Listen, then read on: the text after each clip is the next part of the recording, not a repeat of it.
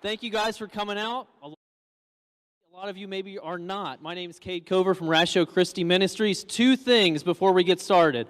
One, please make sure your cell phones are silenced. We want to have a good presentation. We want everyone to hear what's going on. So that's the first thing. Second thing, I know you guys are very loving people, right? Right? So be loving to those who are asking questions, who are engaging in conversation. Those two things I'm going to hold you to, okay? Thank you guys so much. And without further ado, author, speaker, apologist, Dr. Frank Turek. Thank you.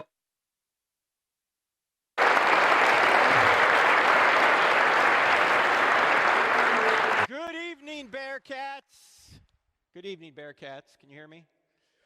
All right, let's go back to September 29th, 2006. That's when Petty Officer Michael Mansour is in Ramadi, Iraq, and he's standing on a roof in Ramadi.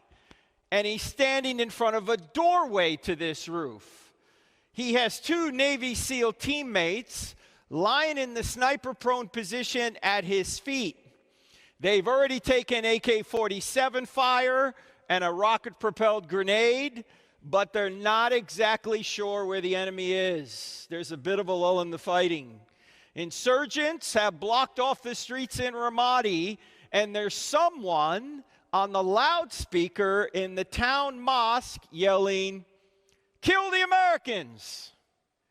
As Mansour and his team are looking for the next attack, an insurgent from an unknown location throws a grenade up on the roof. It hits Mansour in the chest, and it falls to his feet. Due to the length of the throw, there's no opportunity to pick it up and throw it back. He has only a split second to make a decision. He can leap through the doorway behind him and save himself, but if he does, his two teammates lying at his feet will surely die. Mansour yells, "Grenade!" But instead of jumping backward to save himself, he jumps forward, chest first, onto the grenade. It detonates. 30 minutes later, 25-year-old Michael Mansour is dead. His two teammates lying at his feet receive only minor injuries because Mansour's body muffled the blast. One of the survivors said at Mansour's funeral, "Mikey looked death in the face that day and said, 'You will not take my friends, I will go in their stead.'" I've never seen a United States president cry until April of 2008.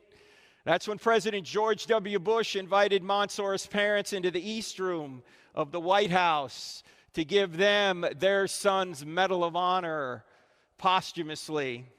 The president couldn't even get through the citation without breaking down. Since then, Mansour's high school in Garden Grove, California, built a new stadium. They named it Michael A. Mansour Memorial Stadium. The golden trident insignia that the SEALs wear dominates the 50-yard line. January 2019, North Island, California, just outside of San Diego, the United States Navy commissioned the USS Michael Mansour, the newest guided missile destroyer in the fleet, 𝗧𝗜𝗠𝗘𝗡𝗦𝗧𝗦 class. This is Mansour's mother, Sally, being escorted onto the ship named in honor of her fallen son. Now, why did they do this?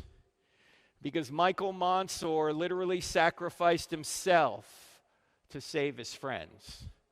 There's no greater love than to sacrifice yourself to save your friends, said Jesus of Nazareth before he went to the cross. Michael Mansour sacrificed himself to save his friends. The question is, would anyone sacrifice himself to save you? And the answer is, someone already has. His name is Jesus of Nazareth. But in today's culture, many people don't think the story's true. They think it's invented. After all, it was written down by religious people. We know religious people tend to embellish things. And it's got miracles in it, like a resurrection. How many people in this room have ever seen someone rise from the dead after you knew they were dead for at least 36 hours? Yeah, none of us. Why? Because it doesn't happen. Yet if you're a Christian, you have to believe something none of us have ever seen. How rational is that? Well, I actually think it's quite easy to show that Christianity is true. You only need to answer 4 questions. In other words, if you investigate these 4 questions, I think you'll realize that the answer to these 4 questions is yes. And if the answer to these 4 questions is yes, then Christianity's true. Not just true for me, but true for everyone. What are the 4 questions? Here are the 4 questions.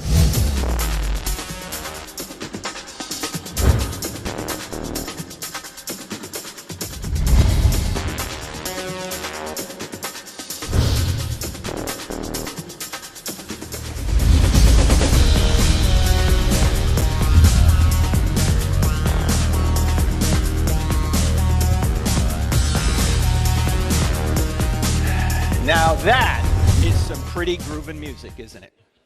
Yeah, that's actually from our TV show, which is on every Wednesday nights on DirecTV channel 378. If you don't have DirecTV, it's on Roku. Who here has Roku?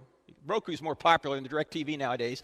Look for NRB TV, National Religious Broadcasters, on Roku at that time. If you don't have DirecTV and you don't have Roku, it's on this new technology sweeping Cincinnati right now. It's called the Internet. Have you guys heard of this? Yeah, it's actually streamed on our website. There's our website, crossexamine.org at that time. We're also on radio every Saturday morning. Now, I know if you're a college student, you don't get up until the crack of noon on Saturday, so you're not going to listen to it then, but that's okay. It's podcasted. It's called the I Don't Have Enough Faith to Be an Atheist podcast, and it actually drops twice a week, Friday afternoon and Tuesday afternoon. And what we do is we present evidence for Christianity, and we cross-examine ideas against it. Now, why are these the 4 questions? Truth, God, miracles, and the New Testament. And this is going to serve as our outline here tonight. We're going to go through these at about 10,000 feet. First question, does truth exist? Why do you need to talk about that now? Well, because people are saying there is no truth. Or you got your truth. I got my truth. All truth is relative. Well, ladies and gentlemen, if the relativists are right, if the postmoderns are right, and there is no truth, then obviously Christianity can't be true. Of course, if there is no truth, atheism can't be true either, right? Now, of course, there's truth, ladies and gentlemen. Would you be going to the University of Cincinnati if there was no truth? I mean, what are you here to learn? You're not here to learn opinions, right? You want to learn truth. And by the way, could you ever catch someone in a lie if there was no truth? I mean, lies presuppose truth, don't they? So we're going to deal with that question first. Second question, does God exist? Christianity can't be true if there's no God. Tonight, through 3 arguments, I hope to show you that God really does exist. These arguments are in the Bible, but you don't need the Bible to know them. In fact, you can establish that God exists without any reference to any religious work. Before there was a Bible, people knew there was a God. So you don't need the Bible to know this. The third question, are miracles possible? Obviously, if miracles are not possible, as many in the modern world believe, Christianity can't be true. But I hope to show you tonight that not only are miracles possible, but the greatest miracle in the Bible, even atheists are admitting the evidence for. We'll see that tonight, and then we're going to get to the key question, is the New Testament telling us the truth about one particular event from the ancient world? Christianity either is true or false based on this one historical event. If it happened, it's true. If it didn't happen, it's false. What's the event? Yeah, the resurrection. If Jesus rose from the dead, game over, Christianity's true. If Jesus didn't rise from the dead, game over, it's false. And so we're going to see if the documents are reliable enough. We're not assuming they're inerrant or anything. We just want to see if they're reliable enough to let us know whether Jesus actually did die and rise from the dead. And then you can make the case that the Bible's the Word of God, but we don't have time to get into that tonight. We're going to start, however, here at point 1. Does truth exist? And you always have to start with Jack Nicholson whenever you start talking about truth, right? In fact, you guys know what happened. When Tom Cruise had him on the witness stand, he said to him, "Colonel, I want the truth." And Nicholson said,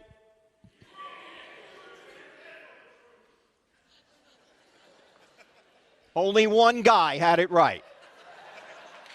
Bearcats, he didn't say it that way. He didn't say, "You can't handle the truth." If he said it that way, the movie would have gone nowhere. All right? That's not how he said it. Here's how he said it. I want the truth. You can't handle the truth. All right, let's try that again. I want the truth. You can't handle the truth. Now that felt better, didn't it? Didn't you always want to say that in class?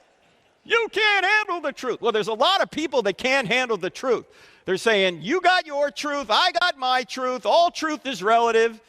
Well, if you don't get anything else out of this, please. All right, you see these 5% of the people with their hands up? These are the homeschoolers. All right? Thank you, homeschoolers. Yeah, we don't teach logic in public school. If we did, it would be a lot better. Unfortunately, we're not teaching kids how to think. We're teaching them what to feel. And that can be dangerous. Why? Because, yes, emotions make life fun, but logic makes life safe. If you start thinking with your emotions too much, eventually you're going to wind up hurting yourself and other people. So you got to learn how to identify what's true and what's false, and you need logic to do this. And the law of logic we're going to talk about tonight is going to help us identify what is false. And that's really important, because there's a lot of false statements and false philosophies out there. And this law of logic will help us discover it. It's called the law of non-contradiction. It says opposite ideas cannot both be true at the same time and in the same sense. Right? We can't both be in Cincinnati and not in Cincinnati at the same time and in the same sense. God can't both exist and not exist at the same time and in the same sense. It's one or the other. Does this make sense so far? We're going to apply this law of logic, called the law of non-contradiction, to a number of statements that we hear in our culture. And this statement right here sums it all up, the postmodern relativistic philosophy that says there is no truth. If someone would ever say to you there is no truth, you should ask that person a question. What should the question be? Yeah, is that true? Is it true that there's no truth? Because if it's true that there's no truth, the claim there is no truth can't be true, but it claims to be true. Did I say that right? Can everybody see that this is a self-defeating statement? That it doesn't meet its own standard? That it violates the law of non-contradiction? If this statement is true, it's false. You see the problem with it? It would be like if I said I can't speak a word in English. What would you say to me? Hey, you just used English to say it. Or it'd be like if I said my parents had no kids that lived. Or my brother is an only child. Right? These are self-defeating statements. And you've got to get good at identifying these statements. It's going to save you from a lot of pain and suffering. Because if you start living by these self-defeating statements, eventually you're going to smack up against reality and it's going to hurt. And here's the thinking skill you got to get good at using. It's turning the claim on itself. Turn the claim on itself. So if someone says there's no truth, you turn that claim on itself and you simply ask, is that true? Now, you can amaze your friends with this because you're not being unkind. You're not making statements. You're simply asking questions. So someone says there's no truth. You say, is that true? Let's do a few more. Suppose someone says all truth is relative. If you turn the claim on itself, what question are you going to ask that person? Yeah, is that a relative truth? No, this is an absolute truth, claiming all truths are relative. It's like saying I can't speak a word in English. Now, in our culture, it isn't said very much anymore. It's often said, or at least thought of, this way. There isn't the truth, only my truth. You know, you have your truth, I have my truth, you live your truth, I'll live my truth, we'll all get along. It sounds so right. It sounds like we all ought to believe this. It sounds so Oprah, doesn't it? There's just one big problem with it. It's logically self-defeating. If someone says there isn't the truth, only my truth, if you turn the claim on itself, you simply want to ask them, is that just your truth or the truth? In other words, is this statement up here just your truth? In other words, just your opinion? Well, if it is, okay, but why should I believe it? But if you're saying this statement up here is the truth, can't you see the first half of the statement says there are no such thing as the truths? Can everyone see this is a the truth statement, claiming there are no such thing as the true statements? It's logically self-defeating. I know it's unpopular in our culture to say this, but I have to say it. There's no such thing as your truth. There's no such thing as my truth. There's just the truth. I mean, if you want to say you have your own truth, you might as well say I have my own math. Would that make any sense? I mean, imagine if Cade asked me, he said, hey, Frank, can you hang around the campus tomorrow? We need some work done here around the campus. If you stay around the campus, I'll pay you $10 an hour. You just tell me how many hours you work and I'll pay you. Now, actually, Cade would never do this. He doesn't pay that much. Anyway, but let's suppose I stayed tomorrow and I worked all day into the night. And I go to him and I say, Cade, I'm done. He goes, okay, how many hours you work? I go, 15 hours. He says, okay, what do I owe you? I said, okay, say $10 an hour times 15 hours. You owe me $150,000. And he goes, $150,000? No, I owe you $150,000. And I go, oh, no, you don't understand. I have my own math. What's he going to say? You're crazy. There's not my math or your math. There's just math. Now, I know some parents in here are going, yeah, my kid brings home math that isn't my math. I'm not talking about that, all right? Okay. But look, math is math. It's not just my opinion or your opinion. It is what it is. And the same thing with truth. It's not my truth or your truth. Actually, sometimes it's said this way. It's true for you, but not for me. You've probably heard people say that. Christianity's true for you. Buddhism's true for me. If you turn the claim on itself, what question are you going to ask that person? This is also self-defeating. It's just a little bit more subtle. If somebody says it's true for you, but not for me, simply ask, is that true for everybody? Is true for you, but not for me, true for everybody? Because if true for you, but not for me, is true for everybody, then true for you, but not for me can't be true because it's true for everybody. Did I say that right? I know this can give you intellectual constipation if you think about it long enough, but that's because it's like saying I can't speak a word in English. There's actually a more fun way of dealing with this. If somebody says it's true for you, but not for me, say, sure, try that the next time you get pulled over. Let's suppose you're going up Highway 71 to Columbus, and you're going 100 miles an hour. Cop sees you, pulls you over, walks up to your car, knocks on the window, you put the glass down, he says, you were going 100. It's easy to get out of a ticket. You simply say, ha, that's true for you, but not for me, and you speed away. No, if it's true you were going 100, that's true for all people at all times in all places when I'm referring to you at that time. It's just true.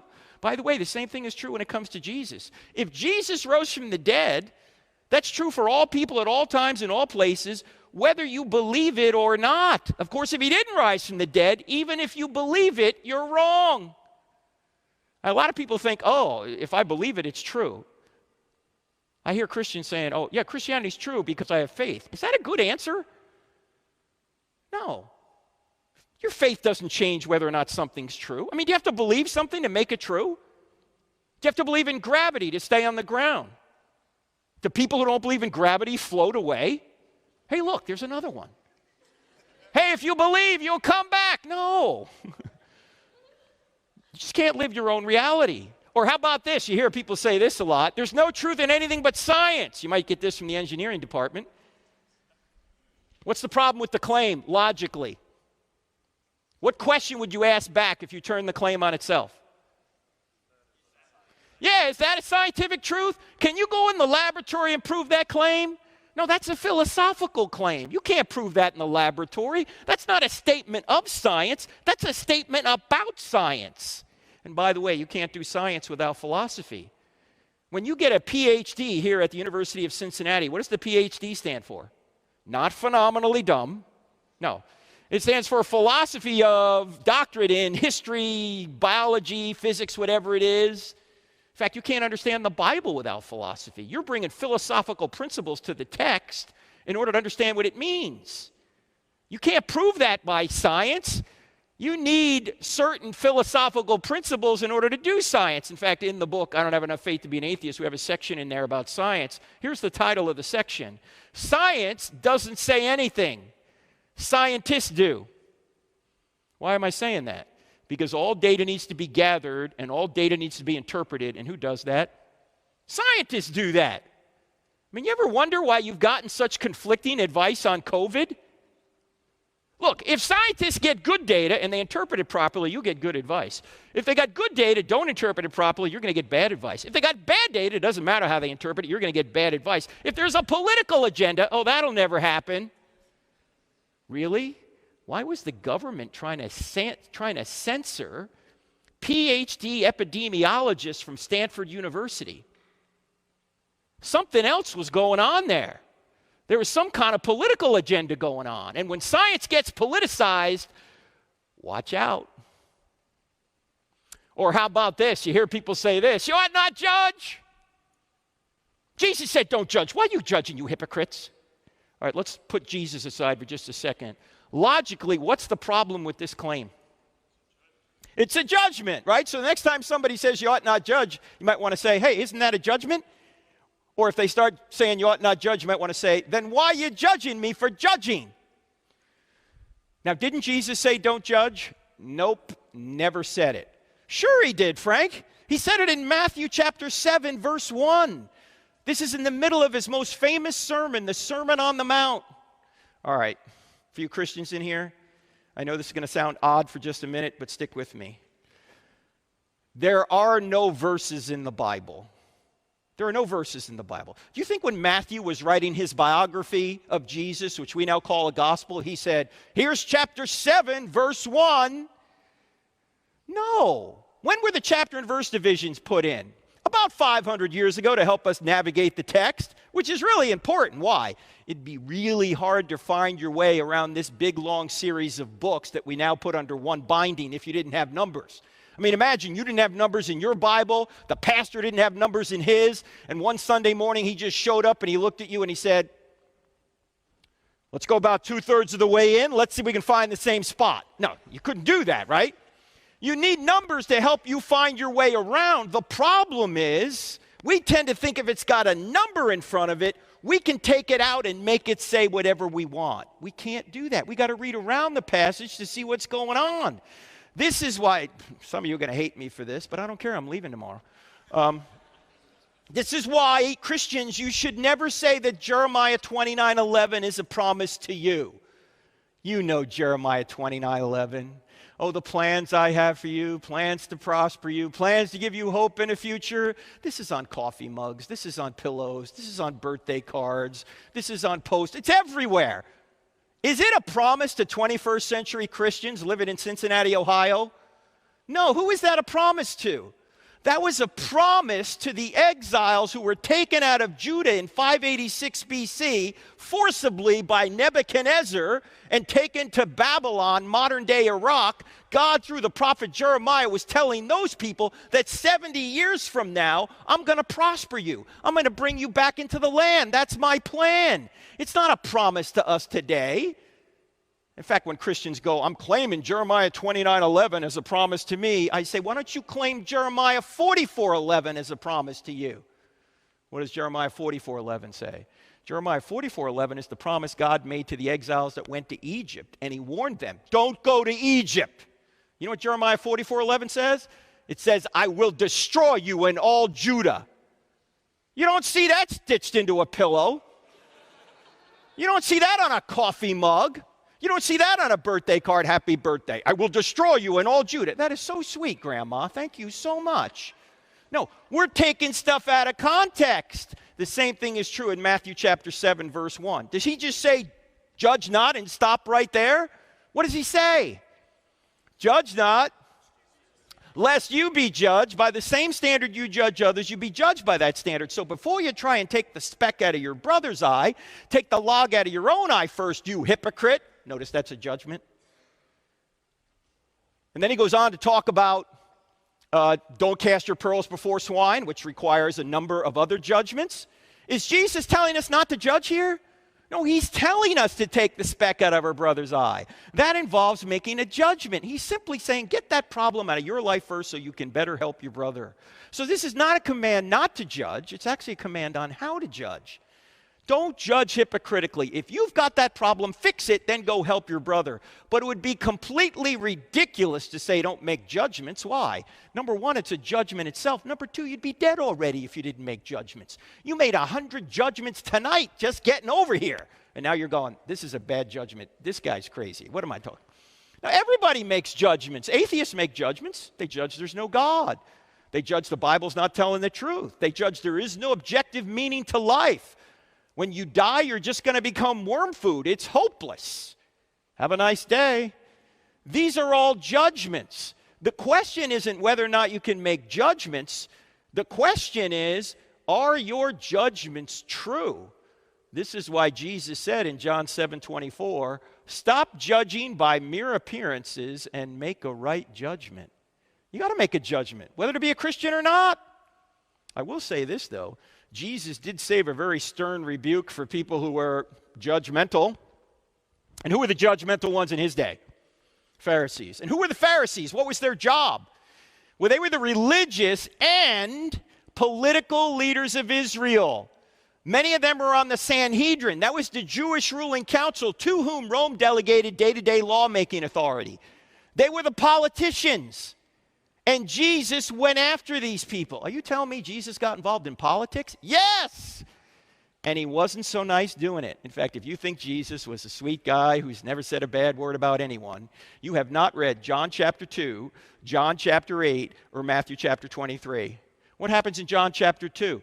Jesus makes a whip and he goes and he jacks people up in the temple. Sweet and gentle Jesus did this? Yes! And then in John chapter 8, he's having an argument with these religious politicians, these Pharisees, and he's right in the middle of an argument with them when he says, your father is the devil. Jesus, you can't say that. That's not very Christ-like. Excuse me, I am Christ? Can you imagine you're having an argument with somebody and you stop right in the middle and you go, your father is the devil. Never try that with a sibling, by the way. And then in Matthew 23, Jesus really goes after these Pharisees. And he says, woe to you, scribes and Pharisees, you hypocrites. You strain out a gnat and swallow a camel. Oh, you look great on the outside. You're whitewashed tombs. But on the inside, you're full of dead men's bones. You go a mile to make a convert, and then once you make them a convert, you make them twice as much a son of hell as you are. How will you avoid being condemned to hell? What? Sweet and gentle Jesus said this? Yes, Jesus was not Barney. Can't we all get along, boys and girls? No! I came to bring a sword. It's going to divide mother and daughter, father and son. How often have you heard anyone talk about those passages? But there are some people in this room that knows that you know those passages are true. Why? Because you're divided in your own family over Jesus. Jesus did not come to bring unity. Unity in the church, yes, but not unity with the world. Jesus was tough. By the way, why did they kill him? Number one, he claimed to be God. That was blasphemy to the Jews and sedition to the Romans. And number two, he spoke truth to power, particularly Caiaphas, the high priest, who knew, I think, that Jesus was the Messiah. Because what happens right after Jesus raises Lazarus from the dead? What does Caiaphas say? It's better that one innocent man perish than the whole nation perish. Caiaphas didn't want to lose his job. He was willing to kill an innocent man to keep his job.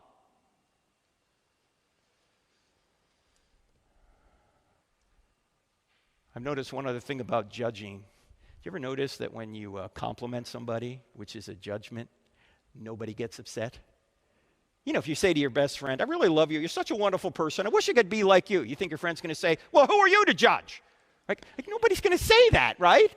See, I've noticed that people don't have a problem with judging. They just have a problem with judgments they don't like. In fact, if you tell somebody something that's true and they get mad at you, you just helped convict them. As Augustine said, we love the truth when it enlightens us. We hate the truth when it convicts us. A few military people in here, and by the way, I was in the Navy for 8 years, which stands for never again volunteer yourself. For you military people in here, you always get more flack when you're over the target.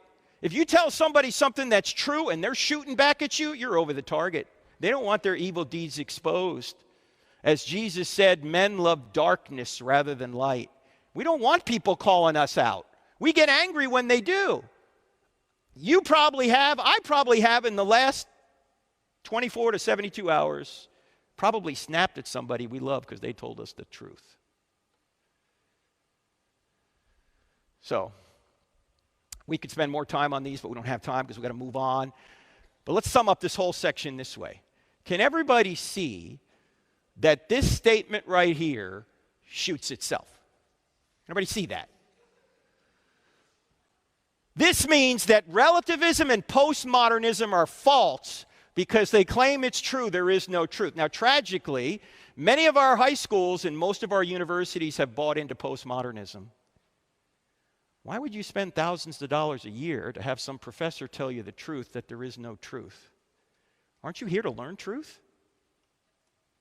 In fact, we go to a lot of college campuses. This is actually a picture from an event we had at the University of Wisconsin at Madison.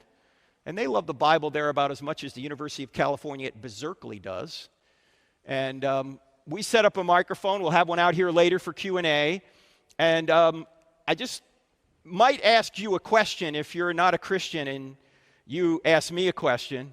And it's not fair of me to do that unless I warn you in advance what the question is. So here's the question I might ask you during Q&A, just so you're ready. The question is, if Christianity were true, if Jesus really rose from the dead to save you, would you become a Christian? I've had atheists stand at that microphone in front of hundreds of people and say, no! No? Wait, I thought you claimed to be reasonable. I thought you claimed to be rational. How is it true, or how is it rational that you wouldn't believe something that were true? Well, it turns out not to be rational. It's not a head problem. It's a heart problem. They're not on a truth quest. They're on a happiness quest. And they're just going to believe whatever they think is going to make them happy. Now, here's the problem for all of us. You can make yourself happy over the short term doing a lot of fun, but selfish and sinful things. Yet over the long term, it's a disaster. And everyone in here over 40 knows what I'm talking about because many of us have tried it ourselves. Now, if you're going to live completely for yourself, to do whatever you want, when you want to do it, with whoever you want to do it, you're not going to last very long. You're going to eventually probably wind up addicted, broken, alone, and probably prematurely dead. You want true contentment? You got to go straight through truth, and Jesus is the truth. So always ask the question, if Christianity were true, if he really died and rose again to save you, would you trust in him? If the answer is no, not a head problem. Now, what do you do with such a person? Maybe we can talk about that during the Q&A. We got to move on. We know that truth exists. The next question, is it true that God exists? And we're going to spend most of our time actually on point 2. Does God exist? And I mentioned there are 3 arguments we're going to look at for the existence of God. There are more than 3, but these are just the 3 we're going to look at. The first is the argument from the beginning of the universe known as the cosmological argument. Cosmological comes from the Greek word cosmos, which means world or universe. And it says if the universe had a beginning, then it must have had a beginner. The second argument is the argument from design, known as the teleological argument. Telos is a Greek word meaning design or purpose. And it says if there's design in the universe and design in you, life, then there has to be a designer. Now, the third argument doesn't have any science behind it like the first 2 do. It's more philosophical in nature. Yet it's the argument you've all known since you were a very small child. It's the argument from morality known as the moral argument. And it says, if there's one thing morally wrong out there, just one, like it's wrong to murder, torture, rape, and desecrate the bodies of civilians, then there has to be a God. Why? Because if there is no God, that's just an opinion. If there's no standard beyond us, that is the standard of righteousness that we're obligated to obey, you can't even say Hitler was wrong. That would just be your opinion. Now, we know that murdering innocent civilians, particularly women and children, is not just a matter of opinion, it's really wrong. If that's really wrong, there must be a standard of really right outside of ourselves that we're obligated to obey. We'll get to that argument later. We got to start here at the cosmological argument. Come on, you got to admit, it was worth coming out here tonight just to see God do that. Now, some of you are saying, I've never seen God move. Oh, really? Check this out. Look at that, right there. Now, this is the argument that many say points back to the big... Now, I know there's some Christians in here saying, Frank, we don't believe in the Big Bang. You guys don't believe in the Big Bang? I believe in the Big Bang. I just know who banged it. In fact, the evidence for the Big Bang is so good that even atheistic scientists are admitting it. Stephen Hawking, who was probably the top physicist in the world until he died about 6 years ago. Some of you may know Hawking was a medical miracle. He had ALS for like 40 years. Normally, ALS will kill you in a couple of years, but somehow he survived for decades.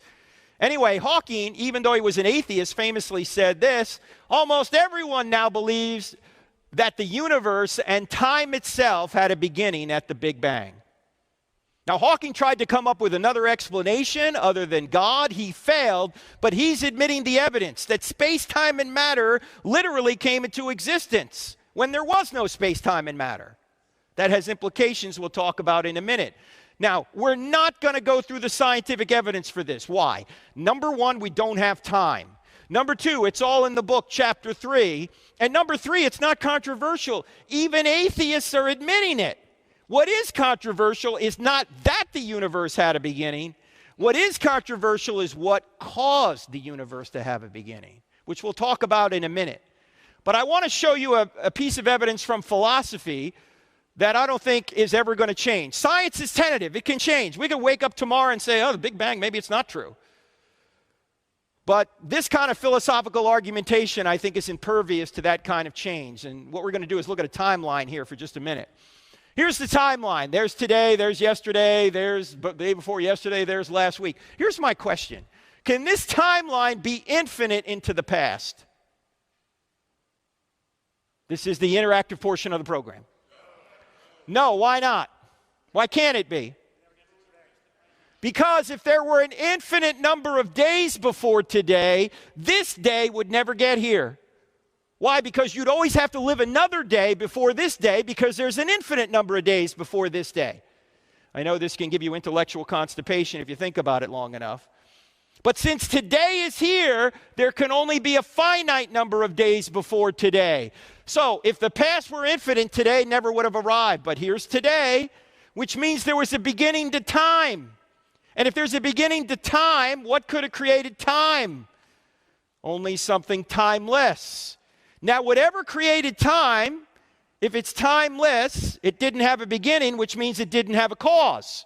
If this is God, this answers the question, who made God? No one made God. He is the uncaused first cause. He's timeless. In fact, let's just jump to the bottom line of this cosmological argument. This is the bottom line.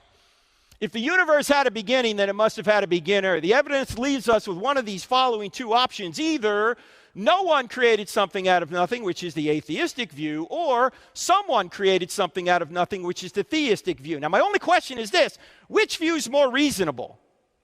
That no one created something out of nothing, or that someone created something out of nothing? What do you think? Someone, right? I mean, number two is a miracle, but at least you got a miracle worker. You got someone. Number one is a miracle with no miracle worker. That's clearly absurd. And some atheists today are claiming number one is more reasonable. Ladies and gentlemen, do you believe, or do you realize that everyone believes in at least one miracle? Christians believe in this miracle and several others, but atheists believe in a miracle. They believe that no one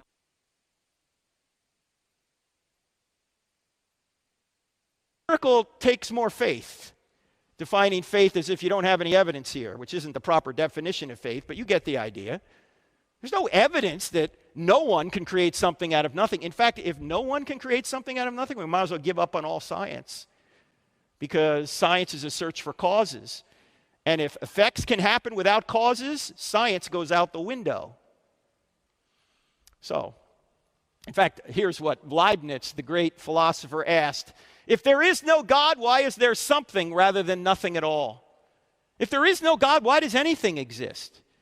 You say, well, Frank, how do you know this is God? Well, look at it this way, ladies and gentlemen. If space-time and matter had a beginning, then whatever created space-time and matter can't be made of space-time and matter. In other words, the cause must transcend space-time and matter. The cause must be spaceless, timeless, immaterial, powerful to create the universe out of nothing, personal in order to choose to create. Why personal? Because to go from a state of nothingness to a state of creation, someone had to make a choice, and only persons can make choices. Impersonal forces don't make choices. Gravity isn't deciding, look, if Turk drops that thing one more time, I'm not going to pull it to his hand. No. It just does the same thing over and over again. You need a mind to make a choice to create. Also, the cause would have to have a mind to make a choice to create. So, ladies and gentlemen, when you think about a spaceless, timeless, immaterial, powerful, personal, intelligent cause, who do you think of? God. You say, well, how do you know it's the Christian God, Frank? We don't. Yet. This could be Allah or some other theistic God. We don't know if this is the Christian God, but if we keep going through the evidence and we realize that Jesus actually did rise from the dead, then we can say that the same being that walked out of the tomb 1,990 years ago is the same being in whose divine nature created the universe out of nothing. We haven't gotten there yet, but we do have 6 attributes for a being that could be the God of the Bible. Could be. We don't know yet. So let's move on now to the second argument, and we'll spend most of our time on this argument. This is the teleological argument, and there's 2 aspects to this. The universe appears to be designed, and you appear to be designed. In fact, let's look at the universe first. Scientists have discovered in recent decades that the universe is fine-tuned to support life. That if you were to change any one of a number of factors virtually imperceptibly about our universe, either the universe wouldn't exist at all, or if it did, it couldn't support life. And even atheists agree with this. Again, Stephen Hawking famously said this: if the expansion rate of the universe was different by 1 part in 1,000 million million, a second after the Big Bang, the universe would have collapsed back on itself or never developed galaxies. If the expansion rate was that infinitesimally different at the very beginning, none of us would be here. Now, you can't suggest any evolutionary kind of cause for this, like, oh, maybe the expansion rate evolved to that point by chance. Why? Because this is an initial condition of the universe. It started at the right place. It didn't evolve. It just started right where it needed to start. Seems to me the same being that created space-time and matter is the same being that fine-tuned the expansion rate to be precisely what it needed to be for us to be here right now. The gravitational force, if it were altered by more than 1 part in 10 to the 40th power compared to the strong nuclear force, we wouldn't exist. What's 1 part in 10 to the 40th power? That's 1 part in 1 with 40 zeros following it. You say, Frank, I can't get my head around that number. I know, neither can I. So let me give you an illustration. Take the entire North American continent from Central America all the way to Greenland and stack it in dimes all the way to the moon. That's 238,000 miles in dimes. And then do that on 1 billion other North American continents. Then take all those piles of dimes, put them into one big pile, mark 1 dime red, mix it in, blindfold a friend, throw him on, ask him to pick 1 dime at random. The chance he would pick that 1 red dime is 1 chance in 10 to the 40th power. Is he going to pick that 1 red dime? No. That's the kind of precision that we have for our universe. And this is just a couple out of about a dozen of these. You change any one of them, the universe doesn't exist or doesn't support life. Now look, you say maybe it could happen by chance. Ladies and gentlemen, is chance a cause? Does chance cause things? Who caused this? Chance, he was just here. No. Chance is a word we use to describe mathematical possibilities. Chance doesn't do a thing. You know what scientists mean when they use the word chance? We don't know. Look, there's only 2 possible causes for this. Either this value was designed or it wasn't. Which makes more sense? It was designed. Now, as I say, there's about a dozen of these about our universe. There's about 100 about our solar system. In fact, let's take a look at our solar system here for just a second. Here we are, 3rd rock from the sun. If we were just a little bit closer to or a little bit further away from the sun, we couldn't survive. A little bit closer, we'd burn up. A little bit further away, we'd freeze. We are what scientists call the Goldilocks zone. It's not too hot. It's not too cold. It is... That's a lie. It's way too cold here in the winter. I can feel it already. The axial tilt, 23.5 degrees. Change that slightly, we don't exist. Earth rotation, 24 hours. Change that slightly, we don't exist. The size and distance of the moon from us. Change that slightly, we don't exist. If Jupiter was not in its current orbit, we couldn't exist here on Earth. Why? What does Jupiter do for us? Jupiter's gravitational force is so strong that it attracts most of the meteors and space junk to it rather than us. It's a cosmic vacuum cleaner. In fact, if you take a close-up look at Jupiter, you see what these dark marks are? Those are comet fragment strikes that are bigger than the Earth. Thank God for Jupiter. Because if Jupiter wasn't there, we wouldn't be here. Same thing is true with Saturn. It's a cosmic vacuum cleaner. In fact, you want to see the size of the planets? Here you got Jupiter, Saturn, Uranus, Neptune, Earth. Look at poor Pluto down here. You know, Pluto recently has been demoted as a planet. I don't know about you, but I think it's size discrimination. And what if Pluto identifies as a planet? What then? You bigots? Take a look at this. You can hardly see Pluto. Take a look at this.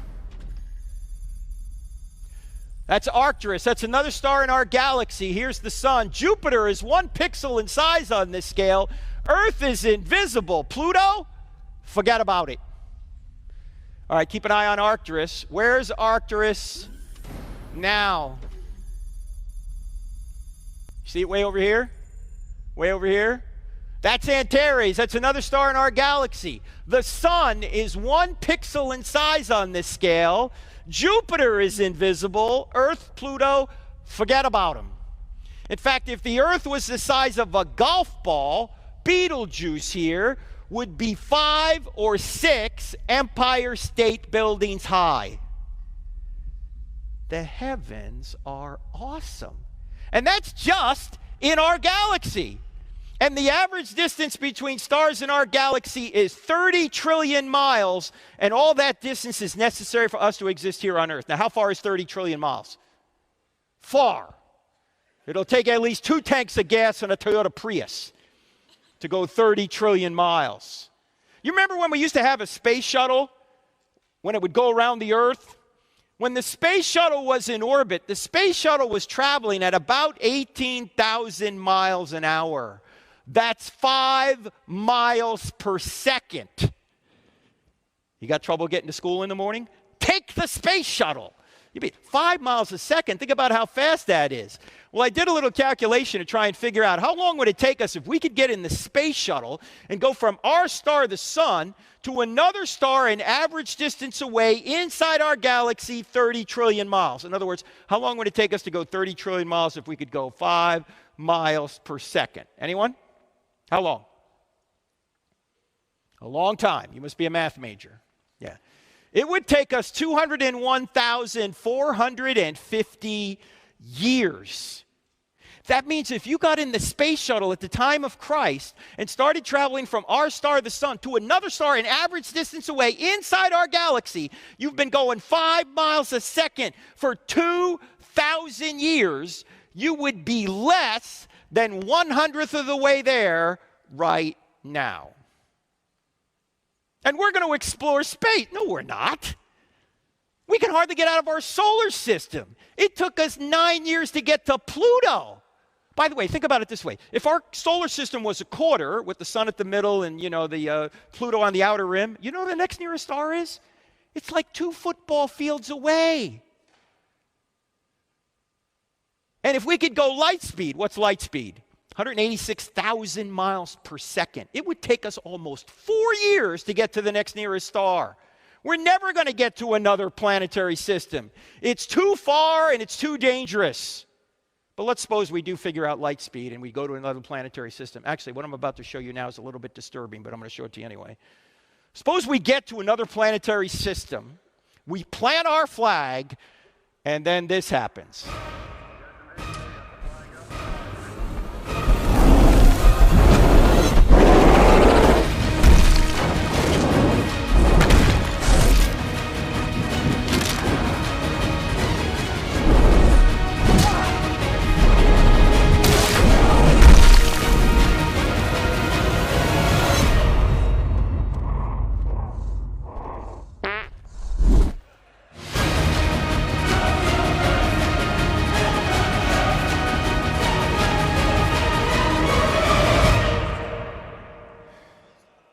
Airplanes are not for astronauts, ladies and gentlemen.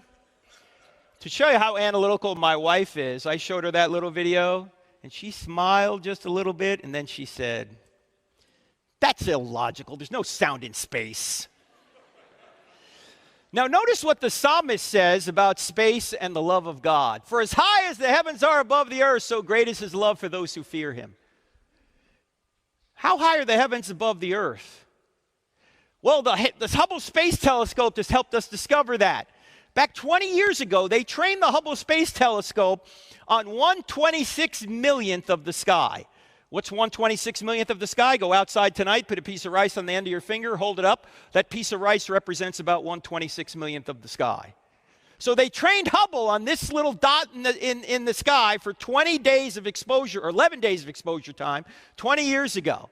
I want to show you what they found. This is called Hubble Ultra Deep Field. You can Google this. This is in the public domain. I don't know if you can notice this, but on the bottom of this slide, these are mountains here, okay? This is the southern hemisphere. I'm going to show you what they discovered by looking at this spot in the sky. I'm going to show you a little video. There's no audio. It's just video. You're going to see the constellations come up, and then Hubble's going to look at that little dot in the sky. You guys ready? All right, here we go. This is Hubble Ultra Deep Field. There are the constellations. Let's go see what they found.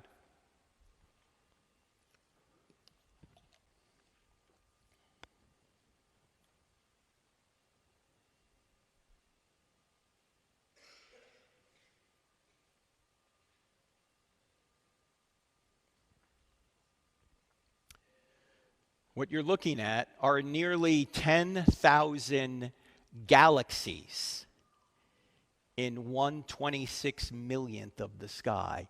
Each of these galaxies have billions of stars of their own. How many stars are there in the entire universe if you find 10,000 galaxies in 1/26 millionth of the sky? The number of stars in the entire universe are about equivalent to the number of grains of sand on all the beaches on all the earth times 100,000. And to go from one star to another star going 5 miles a second just inside our galaxy will take you over 200,000 years. Ladies and gentlemen, I never want to hear a bear cat again use the word awesome unless you're talking about God or the heavens. Awesome shot, dude. Awesome shirt, dude. Awesome TikTok video. No! I mean, what are you going to say for God? By the way, now you know why the Bible says the heavens declare the glory of God.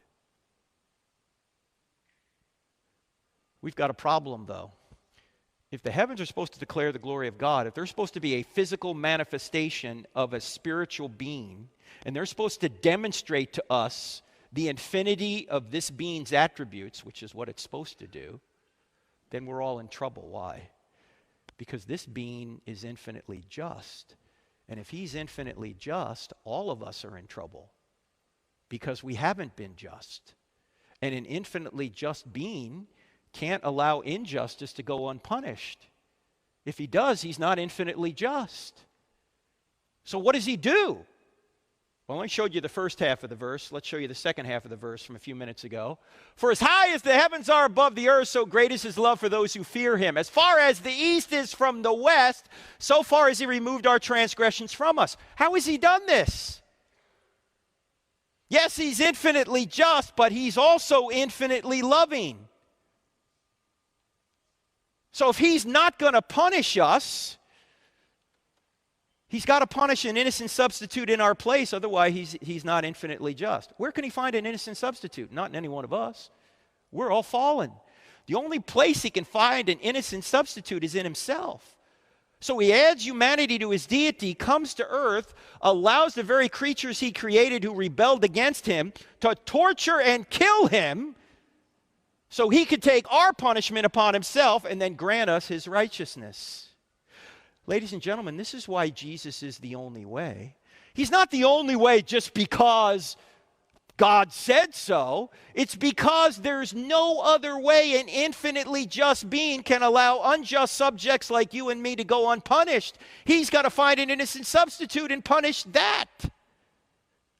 A substitute who volunteers to take the punishment. Who's that?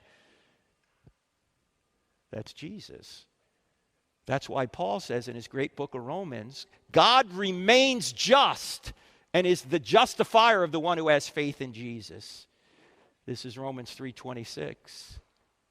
Now, when you look at a universe that has stars equivalent to sand grains on 100,000 Earths, and it'll take you over 200,000 years at 5 miles a second just to go between two of them, does that make you feel insignificant?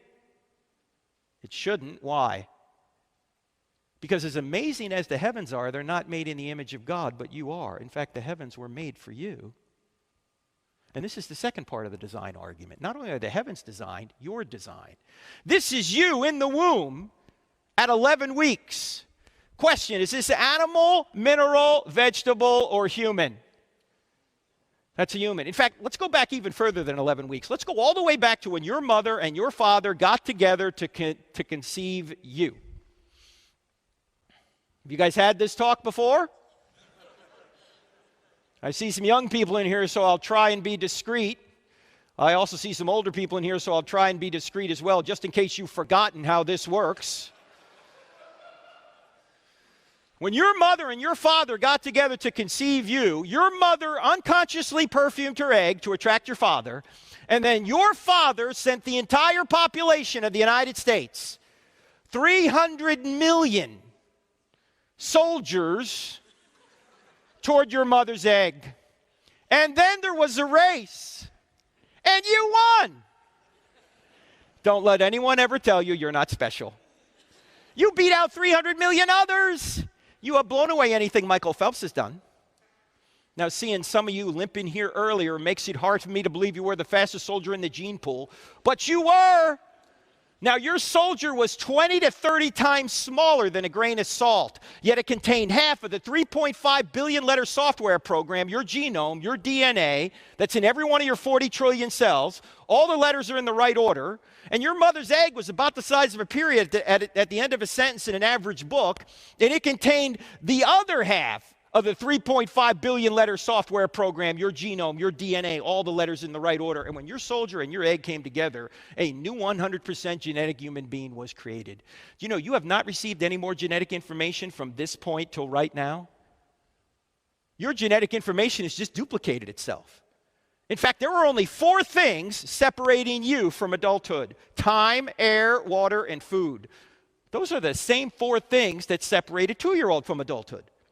Does this have implications on the abortion issue? Yeah, I think it does. We don't kill the 2-year-old. Why do we kill the unborn child in the womb? Genetically, it's the same. You say, wait a minute, Frank, you can't legislate morality. All right, no extra charge for this. This was the subject of our first book, creatively titled Legislating Morality. All laws legislate morality, ladies and gentlemen. Every law declares one behavior right and the opposite behavior wrong. You can't think of a law that doesn't legislate morality. In fact, that's what laws are. They're morality put into code. Unfortunately, sometimes it's now immorality put into code.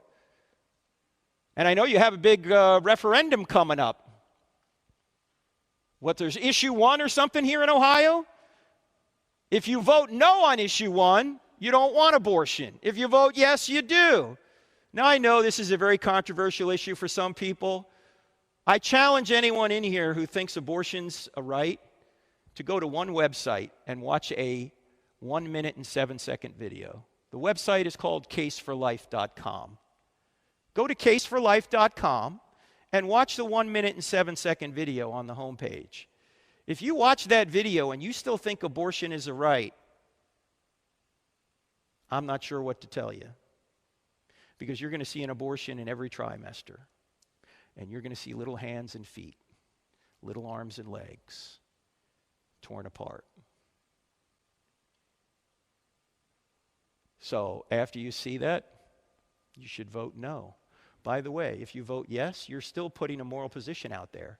You're saying that a woman has a moral right to do this.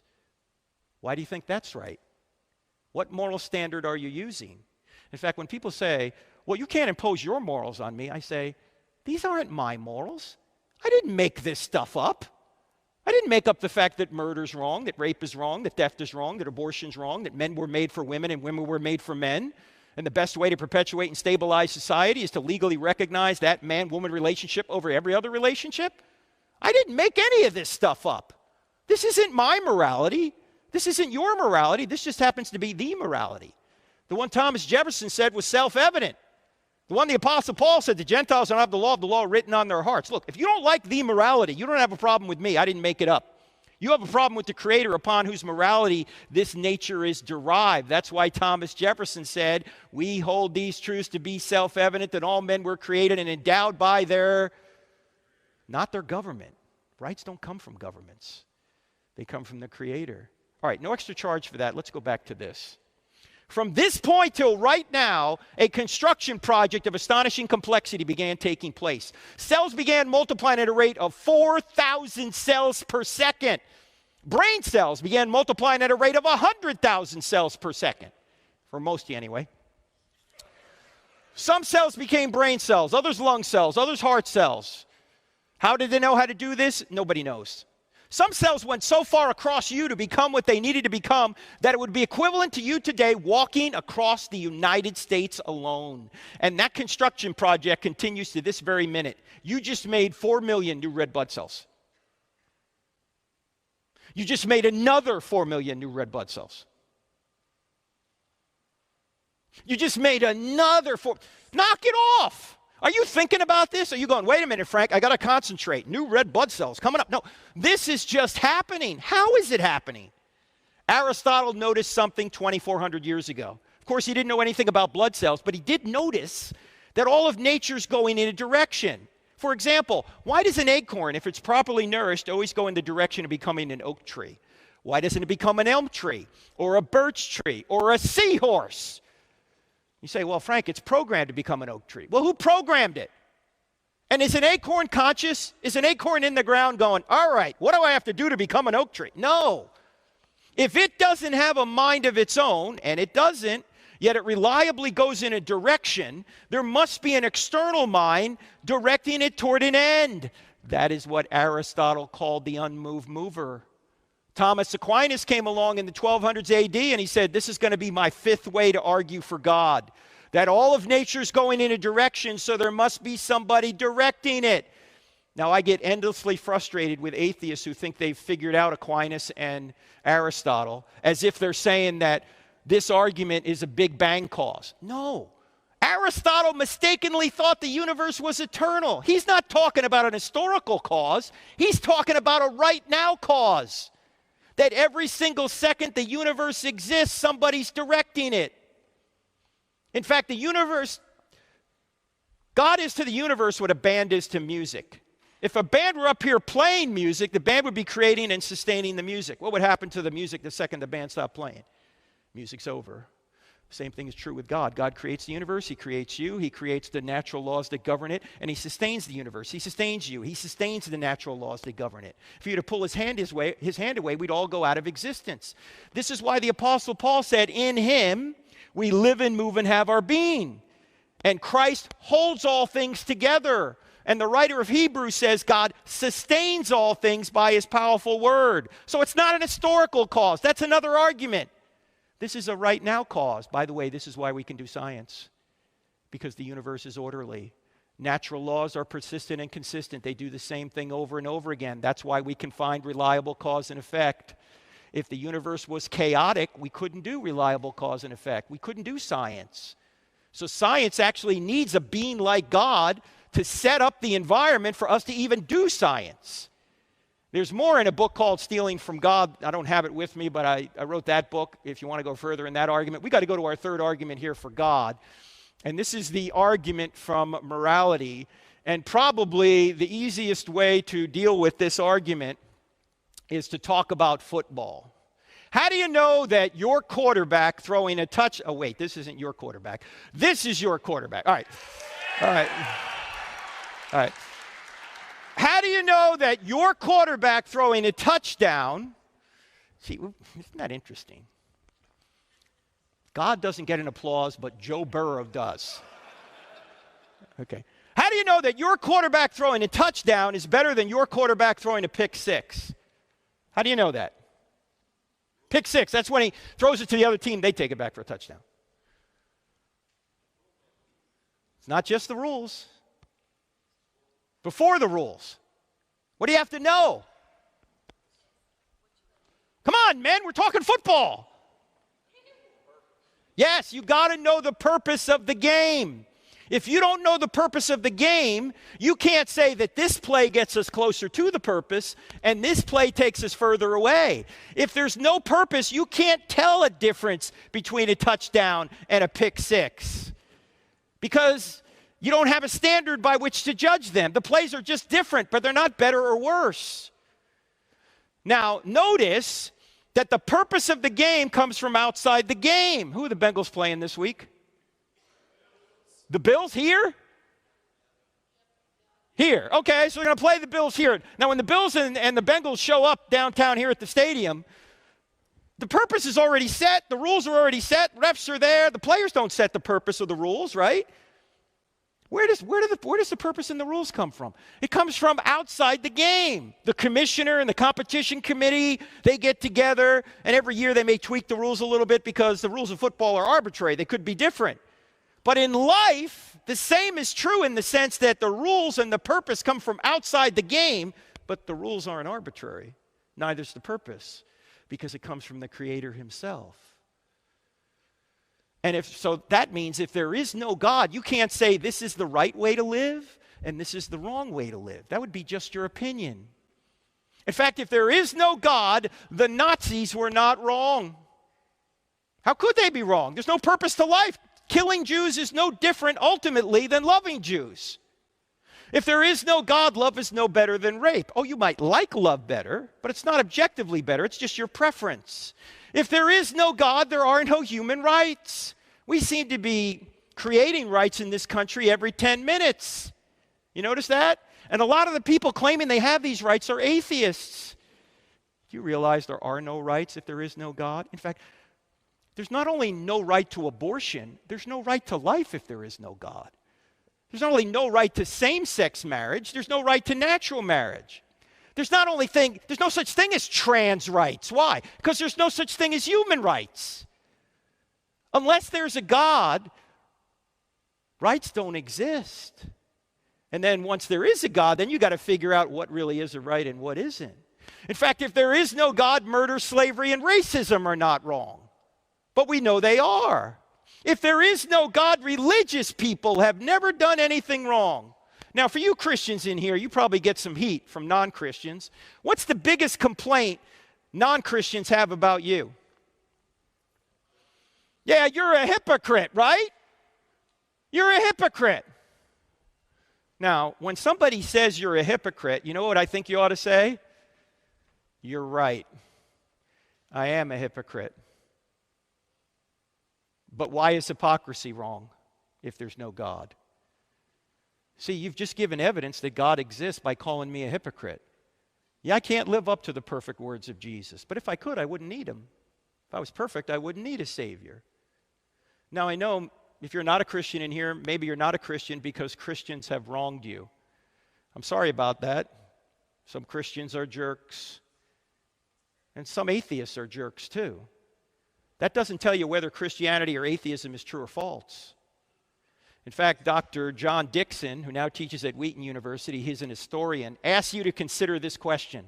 If you're not a Christian because other Christians have wronged you, he asks you to consider this question. Here's the question.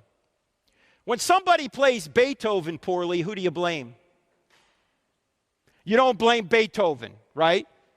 You blame the player. So when someone plays Jesus poorly, who do you blame? You don't blame Jesus. Look, just because I'm not true and beautiful doesn't mean Jesus isn't true and beautiful. Newsflash, Christianity is not Christians. Christianity is Jesus. Keep your eyes on Jesus. A number of years ago, I had the opportunity to debate Christopher Hitchens a couple of times. You guys know who Christopher Hitchens was? Remember him? He was a brilliant British atheist who sounded more brilliant than he was because he had a British accent. Anyway, he wrote the book, God is Not Great, How Religion Poisons Everything. And Christopher was a materialist as well. And during the debates, during the second debate, I said to him, Christopher, a lot of what you say in your book is true, that religious people have done evil things. But you have no standard by which to judge that good or bad, right or wrong, good or evil, because you're a materialist. And you're sort of proving our worldview. We all agree people are evil and need a Savior. In fact, I said to him, I said, Christopher, I'm a hypocrite. I can't live up to what Jesus told me to live up to. But if I could, I wouldn't need him. And when people say I can't go to church because there's too many hypocrites down there, I always say, come on down, pal. We got room for one more. The church is a hospital for sinners. It's not a country club for saints. Of course we're hypocrites. That's why we need a Savior. We're here to have fellowship and become sanctified. To say you can't go to church because there's hypocrites down there would be like saying I can't go down to the gym because there's too many out-of-shape people down there. Well, that's why they're there. Of course. And by the way, religion does not poison everything. Everything poisons religion. I poison religion because I don't live up to the pure words of Christ. But again, if I could, I wouldn't need them. Also, if there is no God, tolerance is no better than intolerance. If there's one standard we have out there, is tolerance. Ladies and gentlemen, are Christians commanded to be tolerant? No. Why? Tolerance is too weak. Tolerance says hold your nose and put up with them. Christians are commanded to love. Love says reach out and help them. And are Christians supposed to tolerate everything? No. Love does not mean approval. We think in our country that love means approval, that if you love me, you'll approve of everything I do. We know that's not true. How many parents do we have in here? All right, how many former children do we have in here? Okay, good. That's all of us, right? Look, if your parents approved of everything you wanted to do when you were 13, were they loving parents?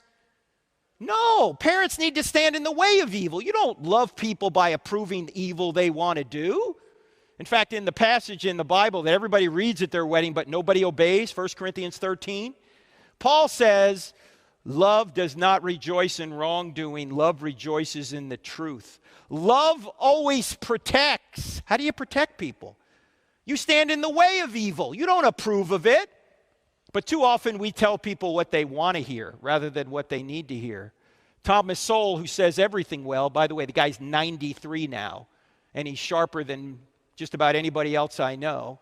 He said this: when you want to help people, you tell them the truth. When you want to help yourself, you tell them what they want to hear. You know, Jesus gave us one new command: love one another as I have loved you. How did he love us? He sacrificed himself for us. That's what love is. You sacrifice yourself for somebody else. When you tell people what they need to hear, you're sacrificing yourself to help them. Why? Because you know they might be mad at you, and so you're willing to take that blowback. But when you tell people what they want to hear, you're sacrificing them so you don't have to take the blowback. That's not love. You're enabling them. Finally, you can't complain about the problem of evil if there is no God. Why? Because if there's no God, there's no such thing as evil. Why? Well, C.S. Lewis recognized this, following in the footsteps of Augustine. C.S. Lewis, early on in his life, was an atheist because he went through World War I, and his best friend died in World War I, and he said there can't be a good God. There's too much injustice in the world, too much injustice. Then one day he had an epiphany, and he wrote it in the book Mere Christianity. Here's what he wrote. He said, as an atheist, my argument against God was that the universe seems so cruel and unjust. But how had I gotten this idea of just and unjust? A man does not call a line crooked unless he has some idea of a straight line. What was I comparing this universe with when I called it unjust? You see, you wouldn't know what a crooked line was unless you knew what a straight line was. You wouldn't know what unjust was unless you knew what just was. Something can't be not right unless something is right. You're assuming a standard there. And that standard can only exist if God exists. You say, well, why can't evil exist on its own? Because evil is a privation or a parasite in a good thing. Evil is like cancer. If you take all the cancer out of a good body, you got a better body. What happens if you take all the body out of the cancer? You got nothing. Evil is like rust in a car. If you take all the rust out of a car, you got a better car. What happens if you take all the car out of the rust? You got a Pinto. Right? You got nothing. It doesn't exist. Or we could put it this way. The shadows prove the sunshine. In other words, in order to have shadows, you have to have sunshine. In order to have evil, you have to have good. Oh, you can have good without evil. You can have sunshine without shadows, but you can't have evil without good. You can't have shadows without sunshine. So if evil exists, then God exists. I know that sounds counterintuitive, but it's not if you think about it. Evil doesn't disprove God. Evil may prove there's a devil out there, but it can't disprove God, because there'd be no such thing as evil unless there was good, and there'd be no such thing as good unless God existed. Now, you might say, well, why does God allow certain evils? We can talk about that later during the Q&A, but we can't say it disproves God. Evil shows that God does exist. Now, we could talk a lot more about that, but we don't have time. Let's sum up these three arguments. First argument, cosmological argument. We see that the cause of the universe is spaceless, timeless, immaterial, powerful, personal, and intelligent. From the design argument, we get more information that he's intelligent, and we also see that he's sustaining the universe.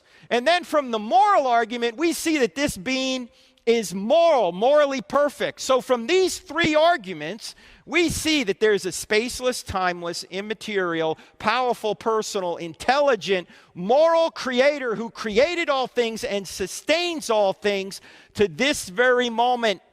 This is the God of biblical Christianity, and we haven't even opened the Bible yet.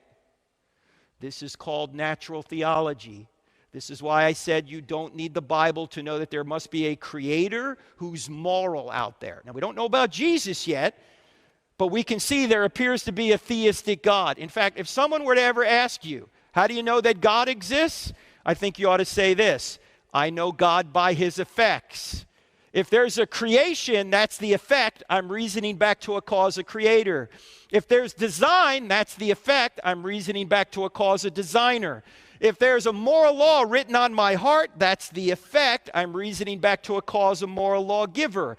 If there's evidence, a man predicted and accomplished his own resurrection from the dead, that's the effect. I'm reasoning back to a cause. Who could do that? Only someone like God. So you're always reasoning from effect to cause. In fact, if you think you've had some sort of personal experience with God, you're doing the same thing. The experience is the effect, and you're reasoning back to the cause as being God. You're always reasoning from effect to cause. This is what scientists do. And the queen of all sciences is theology, because it takes every area of human inquiry into effect. So, the only question we have now is, who's the right God? Is it Allah? Is it somebody else? Is it the Bible, the God of the Bible? For that, we got to go to point 3. And you're probably wondering, Frank, man, we're running out of time here. How are you going to cover all this? Well, point 3 doesn't take long. Are miracles possible? Well, the problem is a lot of people don't think miracles are possible. In fact, they think they're impossible, like Noah and the ark. Hey, Christians, can we just agree on one thing? Can we all agree that Noah and the ark is crazy? Come on, admit it. And resurrections. I already asked you, have you ever seen a resurrection? And no one raised their hand. Yet if you're a Christian, you have to believe something none of us have ever seen. How rational is that? And for some reason, the big problem miracle in the Bible is Jonah. Is that a tale of a whale or a whale of a tale? What is the deal with Jonah? Can you actually believe these things? Well, ladies and gentlemen, what is the greatest miracle in the Bible? It's not the resurrection. The greatest miracle in the Bible is... I got some of you a second time. Yeah. The greatest miracle in the Bible is the first verse. In the beginning, God created the heavens and the earth. If that verse is true, every other verse is at least possible. And here's the interesting thing. We have atheists now admitting the evidence for the first verse. Of course, they don't think it's God, but what else could it be? Look, if Genesis 1:1 is true, these other verses are at least possible. You just can't rule them out. I mean, of course Noah's crazy, unless God exists.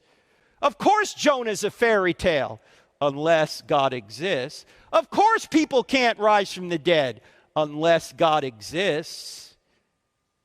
And we've got evidence that even atheists agree with that show us that God does exist.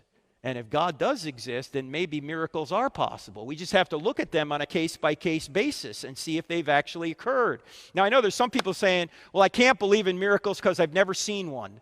That's not necessarily a good reason to believe or to disbelieve something. Why? Because you believe in a lot of things you've never seen. You believe in your mind. Have you ever seen it? You're using it right now. You believe in the laws of logic, the laws of mathematics. Have you ever seen those? No, they're immaterial.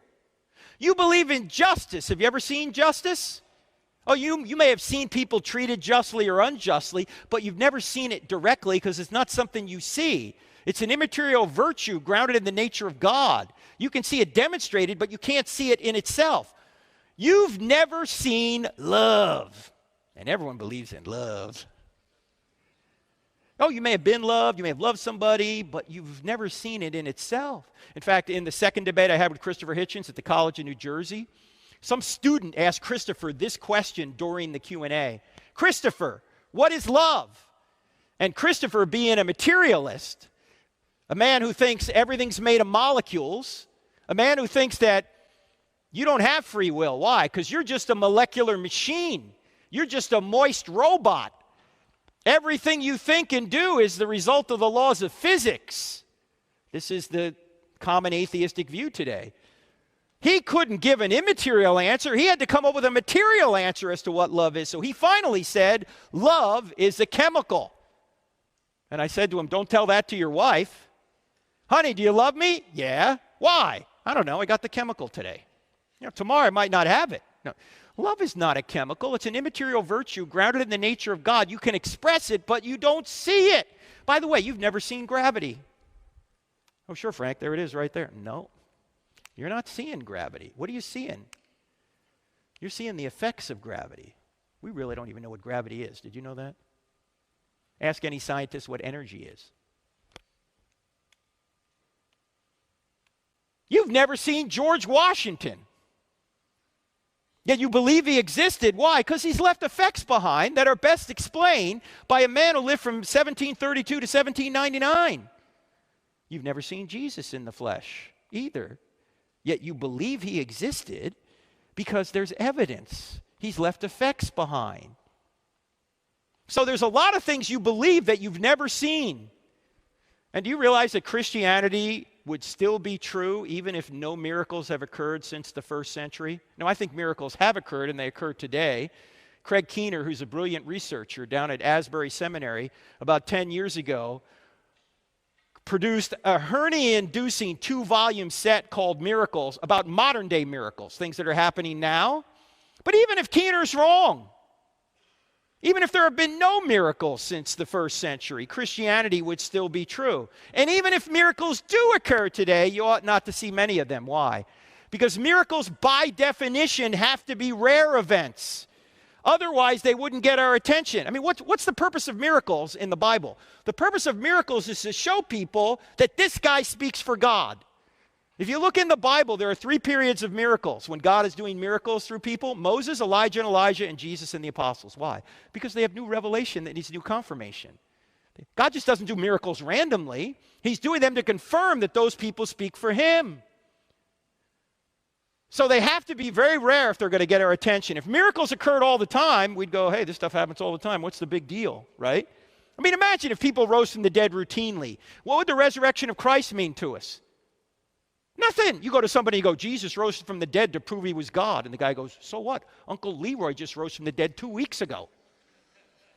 Now I got to give the inheritance back. No. It's got to be a rare event. It can't be happening all the time.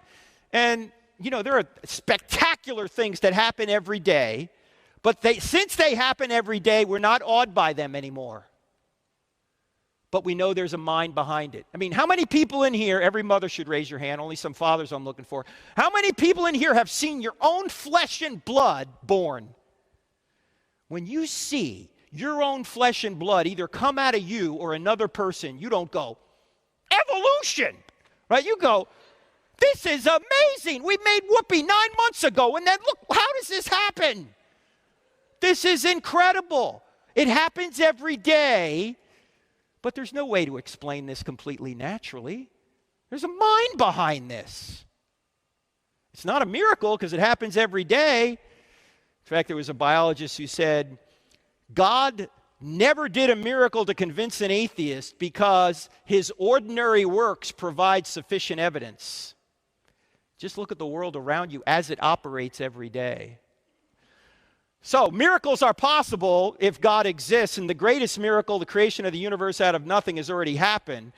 The final question we have is the miracle in the New Testament, the crowning miracle in the New Testament, the resurrection, did that happen? Because if it did, then it's easy to show that Christianity is true.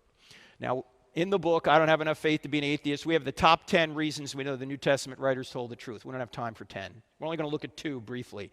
The first one we're going to look at is something called embarrassing stories. What are embarrassing stories? Well, there's a principle historians have when they're trying to discover if someone's telling the truth. It's called the principle of embarrassment. It goes like this. If there's something embarrassing to the author or authors, it's probably true. Why would it be true?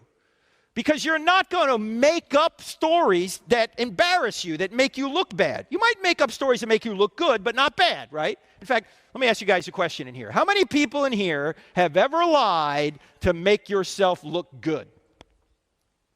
If you don't have your hand up right now, you're lying to make yourself look good, and it's not working. We know you're lying. All right, how many people in here have ever lied to make yourself look bad? No, you don't do that. You might lie to make yourself look good, but you won't lie to embarrass yourself. Well, the New Testament writers, and this is true of the Old Testament as well, but we're just looking at the New Testament now. The New Testament writers have filled the New Testament with embarrassing stories they never would have invented. That's why we call this the dove factor. In fact, let me just give you a few of these. Notice that Peter, the leader of the disciples, is called Satan by Jesus. Do you think they invented this? Do you think Mark, who wrote this down, at one point said to Peter, hey, Pete, I'm going to make this a real interesting story. I'm going to have the Lord call you Satan. What do you think Peter would have said? Have him call you Satan. Look, I'm the leader here. This doesn't look good. And then Peter says, Lord, I'll never deny you. What does he wind up doing? He denies him 3 times. And then at the crucifixion, all the disciples, maybe with the exception of one, they all run away. This is like a Monty Python movie. Run away. And who are the brave ones? The women. The women are the brave ones. Now, who wrote the New Testament documents down? Men. Now, what man is going to invent that he was hiding for fear of the Jews why the women went down and discovered the empty tomb? Would any man in here invent that? I mean, if I was making it up, I'd make myself look good, wouldn't you? I mean, I'd write something down like this. Let's see, we marched right down there and we overpowered that elite Roman guard. That sounds good. What do you think? John said, get out. Peter roundhouse kicked him. Thomas said, we'll be back. No doubt. Some of you will get that tomorrow. And then, on Sunday morning, we marched right down to the tomb, and we saw Jesus, who congratulated us on our great faith. And then we went and comforted the trembling women. I would never say I was Mr. Sissy Pants, why the women went down and discovered the empty tomb. Now, by the way, why would you never say the women were the first witnesses in that culture? I mean, forget about the fact it was embarrassing to men. It was, but let's leave that aside for just a second. Why would you never say that, even though it wasn't? It had nothing to do with the men. Why would you never say women were your witnesses? Yes, because in that culture, a woman's testimony was not considered on par with that of a man. So if you're making up the New Testament story, you'd only have the men be the first witnesses. Yet all 4 Gospels say the women were the first witnesses, which is telling us what? They really were. In fact, one of the women, the star witness, is a formerly demon-possessed woman. Oh, what a credible person you have there. Right? They're not making this up. In fact, I had a lady come up to me once and she said, Frank, I know why Jesus appeared to the women first. I said, why? And she said, because he wanted to get the story out. I said, that is an excellent point. I had not thought of that, because ladies, when your man comes home from work, does he say much? There could have been a nuclear explosion down at the plant. He's not going to tell you. You'll see it on the news before you hear it from him. You'll be watching the news going, hey, hon, what happened? Oh, yeah, I forgot to tell you. The nuke blew up. I've been hot for 3 days. What's for dinner? He's not going to tell you. I can't even believe this next verse is in the New Testament, but it is. You remember when Jesus takes his disciples up on the mountain in Galilee to give them the Great Commission? This is the climax of the Gospel of Matthew. When he takes them up there and he goes, therefore, make disciples of all nations. Notice he doesn't say make believers. There's a difference. Make disciples of all nations. And it says right in there about the disciples who are there watching him. Some believed, but some doubted. What? He's standing resurrected right in front of them, and they're saying some of them doubted. It's like they're standing there going, you see that guy over there? Yep, that guy over there is Jesus. Oh, no, it can't be Jesus. He was just killed not long ago. No, I'm telling you, it's him. Look, Jesus is dead. The Romans killed him. I'm telling you, it's him. Do you know what they did to him? I mean, they whipped him. They put nails in his wrists and in his feet. They put a spear in his side. Blood and water came out, and if they didn't kill him, they could have been killed. I'm telling you, it's Jesus. It can't be. It is. How do you know?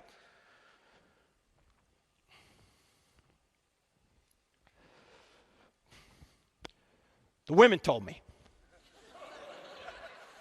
They're not making this up. There's even potentially embarrassing details about Jesus in there. Jesus, according to Mark chapter 3, his family thinks Jesus is out of his mind. They think he's nuts. They want to take him home. That's embarrassing. His own brothers don't believe in him. James doesn't believe in him.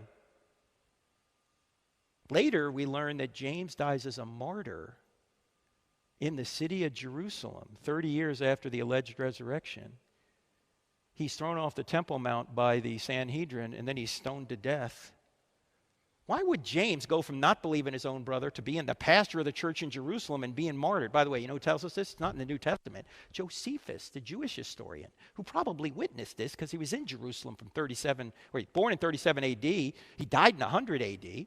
He tells us this. Why is James dying as a martyr? Because according to 1 Corinthians 15, Jesus appeared to James resurrected. Before that, he didn't think his own brother was God. After Jesus, his own brother, was resurrected, he said, yo, bro, you're God. Now, how many people in here have a brother? All right, how many people in here have a brother who thinks he's God? Yeah. You don't believe in him either, do you? Neither did James. Jesus is called a drunkard. He's called a madman. He's called demon-possessed. You think they made that up? He has his feet wiped with the hair of a prostitute, which easily could have been seen as a sexual advance. And oh, by the way, notice there are two prostitutes in Jesus' bloodline. The Messiah's bloodline. Who are they? Rahab and Tamar. Now, do you think Matthew, when he wrote the genealogy, said to himself, you know what, I really think I need to spice up the Messiah's bloodline a little bit. Let me put a couple of prostitutes in there. Rahab, no. In fact, there's a lot of shady people in the bloodline. Judah, from where we get the term Jew from, the tribe of Judah, not a good guy. He's the guy that sold his brother Joseph into slavery in Egypt, and he's the guy that slept with his daughter-in-law Tamar. And he's in the bloodline of the Messiah. By the way, isn't it interesting we're still talking about the Jews? Why don't we talk about the Midianites or the Amalekites or the Amorites or the termites? Why are we still talking about the Jews? There's something supernatural about the Jews. All those other tribes are gone. We're still talking about the tribe of Judah. And then Jesus is hung on a tree. You don't hang the Messiah on the tree to a Jew. Why? Because according to Deuteronomy 21:23, anyone who's hung on a tree is under God's curse. Well, Jesus was under God's curse. What curse? The curse of sin that we put him under. But if you were making this up, you wouldn't say this. By the way, let's just think for a second about the Bible. What are the two trees you see in Genesis? Tree of life, tree of the knowledge of good and evil. Go all the way to the end of the Bible, book of Revelation. There's one tree left. What is the tree? Tree of life. You realize there's a tree in the middle? It's the tree on which they hung Jesus. Because we sinned at the tree of the knowledge of good and evil. The only way we're again going to have access to the tree of life is if Jesus takes our punishment on himself after being hung on a tree. But if you were making this up, you would never say this. Crucifixion was considered derogatory.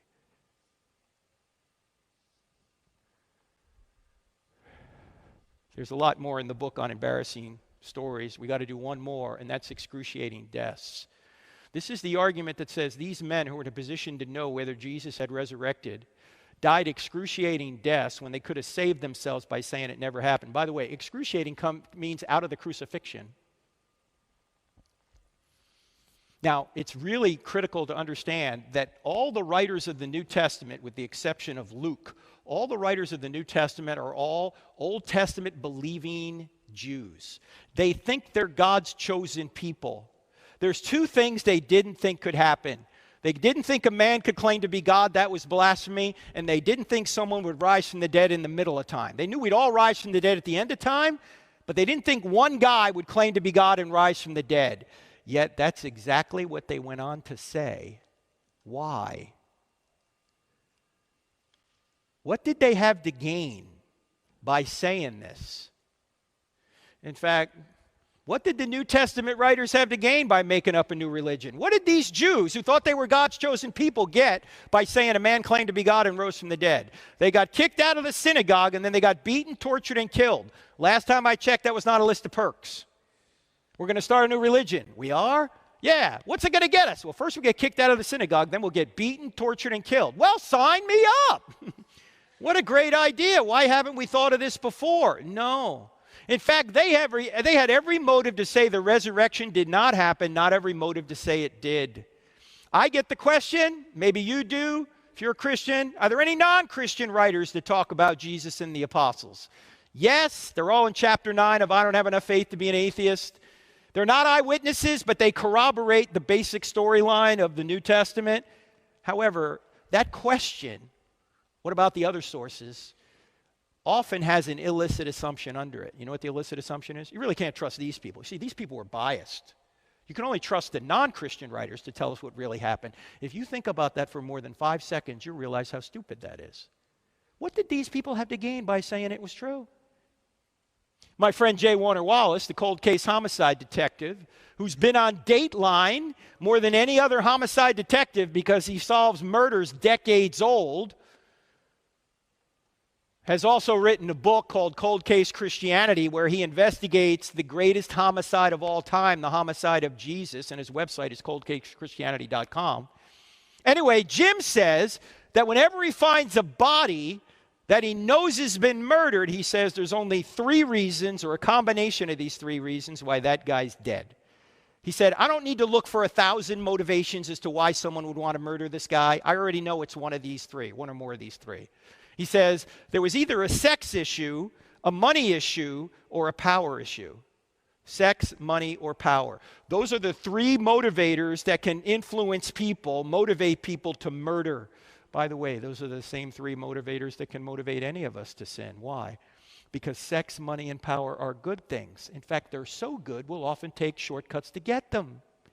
And so Jim says, if you're going to say the New Testament writers have invented this, you got to find one or more of those 3 motivators. So let's take a look, ladies and gentlemen. Did the New Testament writers suddenly get real popular with the ladies for claiming Jesus had resurrected from the dead? No, they didn't get sex. Did they get money? No, they weren't 21st century prosperity gospel preachers. Did they get power? No, they got the opposite of power. They were persecuted. Paul had power when he was Saul and was persecuting the church. As soon as he became a Christian, he's the one persecuted. They didn't get sex. They didn't get money. They didn't get power. They're not making this up. There's no motive to make it up. And then why would they die for a known lie?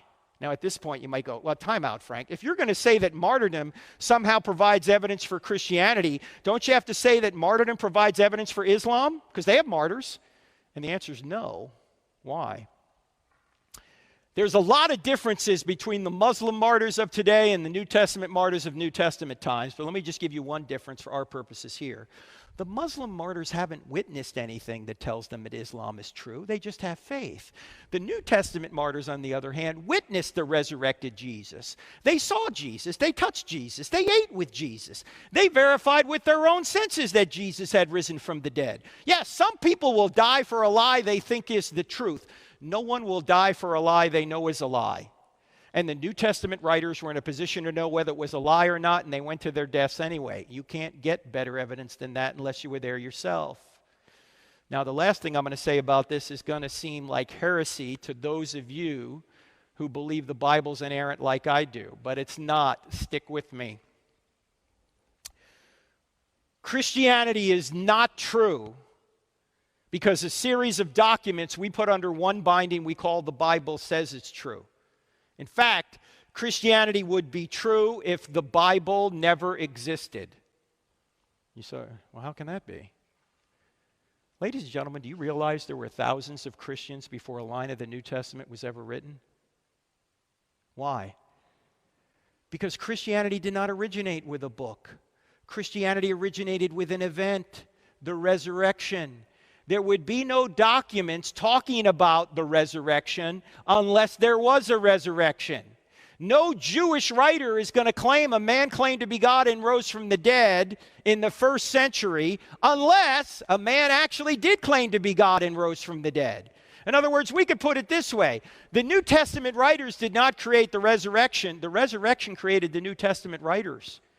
You wouldn't have New Testament documents written by Jews in the first century making all this up. They were also putting their souls at peril if they were inventing all this. They're not inventing it.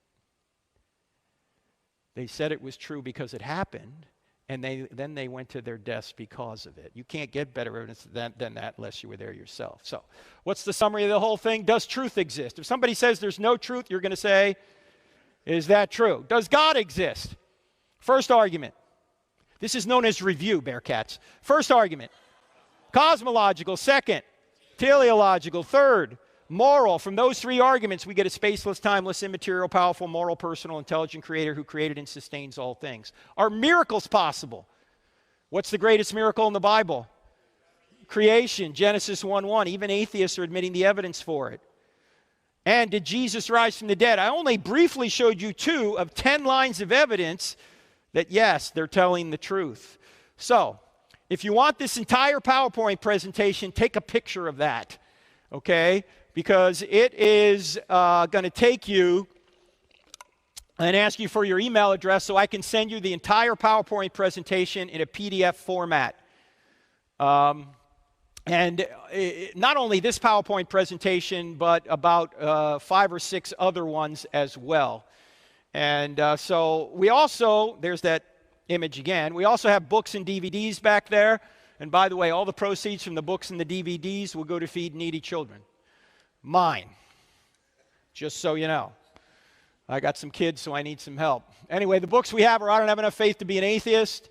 Hollywood Heroes is a book that my son and I wrote, who's also a seminary grad. You would be shocked to realize that despite the fact that Hollywood puts out a lot of garbage, the top movie franchises of the past 50 years have all stolen from the greatest story ever told. Whether it's Star Wars, Lord of the Rings, Batman, Iron Man, Wonder Woman, Harry Potter. Harry Potter? You would be shocked to learn how J.K. Rowling took the Harry Potter story right out of the Bible. And she admits it, by the way. So if you're not anyone that likes movies and you want some of this evidence that we're talking about here in the context of movies, check out Hollywood Heroes, How Your Favorite Movies Reveal God. The DVD is about 7 hours long. It goes through everything you've seen and a lot more. We're now teaching online courses. I'm teaching a course right now in Galatians. We have several others coming up that you can go to our website for. We're on YouTube, Twitter, and Facebook. In fact, we're so into YouTube, Twitter, and Facebook, we've actually combined these 3 into one social media platform. We call it UTwitface. Have you guys signed up for UTwitface yet? Yeah, we're also on Instagram and TikTok. Don't forget about the I Don't Have Enough Faith to Be an Atheist podcast twice a week. We're on TV Wednesday nights. And if you don't do anything else, download the free Cross-Examined app. 2 words in the App Store, Cross-Examined. Because that app not only has the TV show streaming and the podcast on it, it even has a quick answer section. So you might be having lunch with somebody. You're a Christian, the other person's not, and they say something you're not sure how to answer. All you need to do is take out your iPhone or your Droid and go, hey, hang on, I'm getting a text. Hey, what about this? You got it right there on your phone. All right, last thing before questions. It's true. So what? So what if Christianity's true? Well, the best news of all, somebody actually did die for you. Now, when I was in the Navy, I was in naval aviation, so we had to earn wings, which were fairly hard to earn. But there's nothing more difficult in the Navy, maybe any military, to earn than a golden trident. Very few people that start SEAL training earn a trident, maybe 5%. Those that do earn that trident wear that trident with pride. It is their identity. When Michael Monsoor was buried in Rosecrans Cemetery in San Diego, California, just about every Navy SEAL on the West Coast showed up for his funeral. And when they showed up for his funeral, they walked past his casket and they took off their tridents and pressed them into his casket. They took their identity and put their identity in the one that died for them, the one that sacrificed for them. That's what we're supposed to do. But our culture says, oh no, put your identity in your sexual preference, or put your identity in your political party, or put your identity in your boyfriend, or your girlfriend, or your job, or your bank account. Ladies and gentlemen, do you realize none of those things are ultimate? That you can lose all those things? If you put your identity in your sexual preference, what happens when you can no longer sexually perform, or you're no longer sexually preferred? You no longer have an identity? You put your identity in your job. What happens when you lose your job? You no longer have an identity? You put your identity in another person. What happens when the other person, God forbid, dies or leaves you? You no longer have an identity? No, you can lose all those things. The only thing you can't lose is Jesus. And Christianity is the only worldview where you don't achieve your identity, you receive your identity. If you have to achieve your identity, all the pressure's on you, and there's always somebody that can do it better. But if you simply receive your identity based on what he did, it's secure. You can't lose it. This is why the biographer we call John said that God has given you the right to become a child of God by trusting in Christ. So if you've never repented, remember, God is infinitely just. If you never repented of the injustices that you've committed and accepted the free gift that he provided through his death, burial, and resurrection so you can have a secure identity for all eternity, why wouldn't you do that? It's free.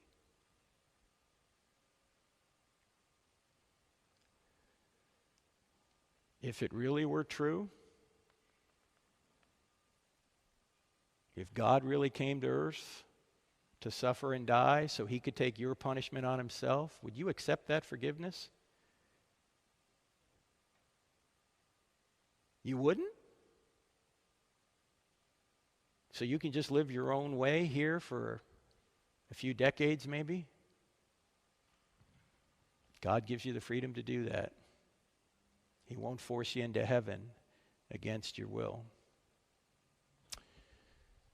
All right, we're going to go to questions, but before we do, I want Cade to come up because we don't want this just to be an event. We want you, if you want to go further in this kind of material and get some Christian fellowship and teaching, to learn more. Could you go up to the microphone here, Cade, and tell people where Ratio Christi meets, or you can use that one, and when. And then Grant's going to do the same thing because both Ratio Christi and H2O Church have sponsored this. Cade, here, there he is, ladies and gentlemen.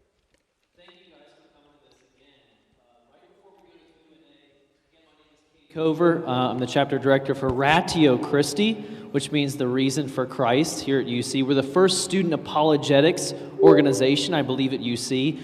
And we want to dig into these things. A lot of the things that Frank is talking about, I think a lot of people are curious about. Is there more to this? Is Christianity actually true? And I actually teach history at a couple colleges. I want to know what the best historical evidence for Jesus is and for Christianity. And so if you're one of those curious people that wants to know more, or you're not even a Christian, we'd love, love, love to have you. Families disagree, siblings disagree. It's okay. You can always come to our group. So we meet at Tangeman, room 423, 7 p.m. on Tuesday nights. Once again, that's Tangeman 423, 7 p.m. Tuesday nights. If you want to be on our email list, talk to me, Cade, or Chris Stockman right there. Chris, he's our student president. Very, very bright guy. But anyway, talk to one of us if you want to be on the list. We'd love to talk to you and to have you in our group. Thank you. Site or some place that they can learn more, or no? RatioChristi.org. We do have an Instagram. What is that, Chris? At Ratio Christi UC. RATIOCHRISTI UC. At Ratio Christi UC. Thank you. All right. Thank you, Cade. And here's Grant.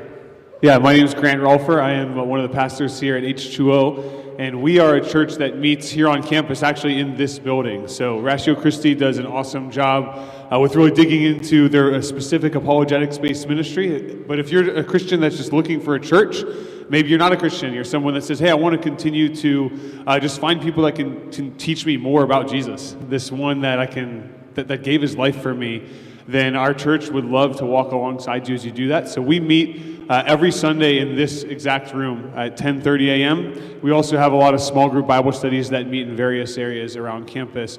You can find us at h2ocincinnati.com, and we're also on, what was your name for all the social medias there? Twitter, Facebook, whatever. I forget the creative name you had. Twitface. Yeah, Twitface. We're on, I think, all that stuff as well. So, yeah, with that, let's get to Q&A. All right, let's thank both Grant and Cade and their groups for hosting. Thank you.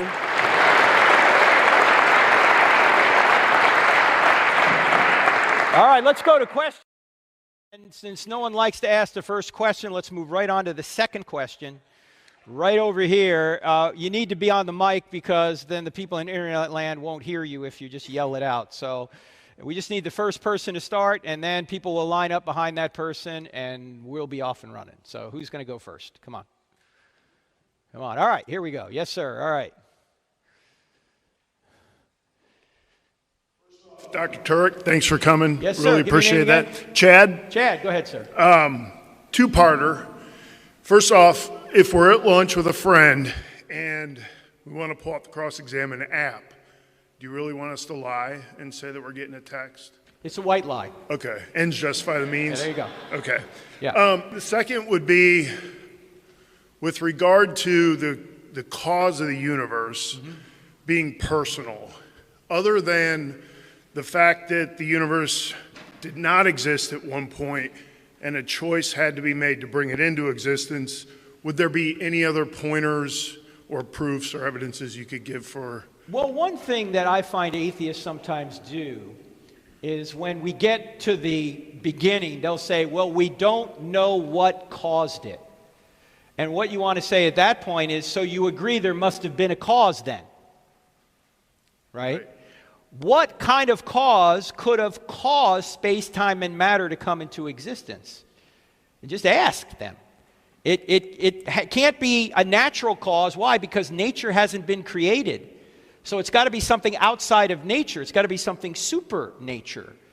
Just by the very existence of this data, that space, time, and matter had a beginning, it seems to me it's got to be a spaceless, timeless cause of some kind. And it would have to be personal to be able to make a choice to create. It would also have to be powerful, obviously, to create a universe out of nothing. And it would also have to be intelligent to have a mind to make a choice. So I think it's pretty well established that those would be the 6 attributes that seem to flow from the data.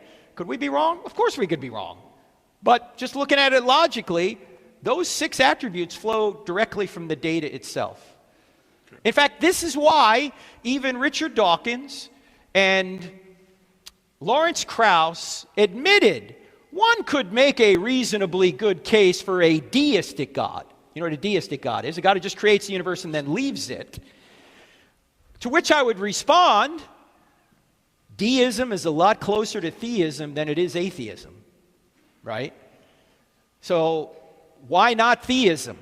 And it seems to me the reason they don't want theism, because as Krauss himself said, he's an anti-theist, not just an atheist, meaning he doesn't want God to exist.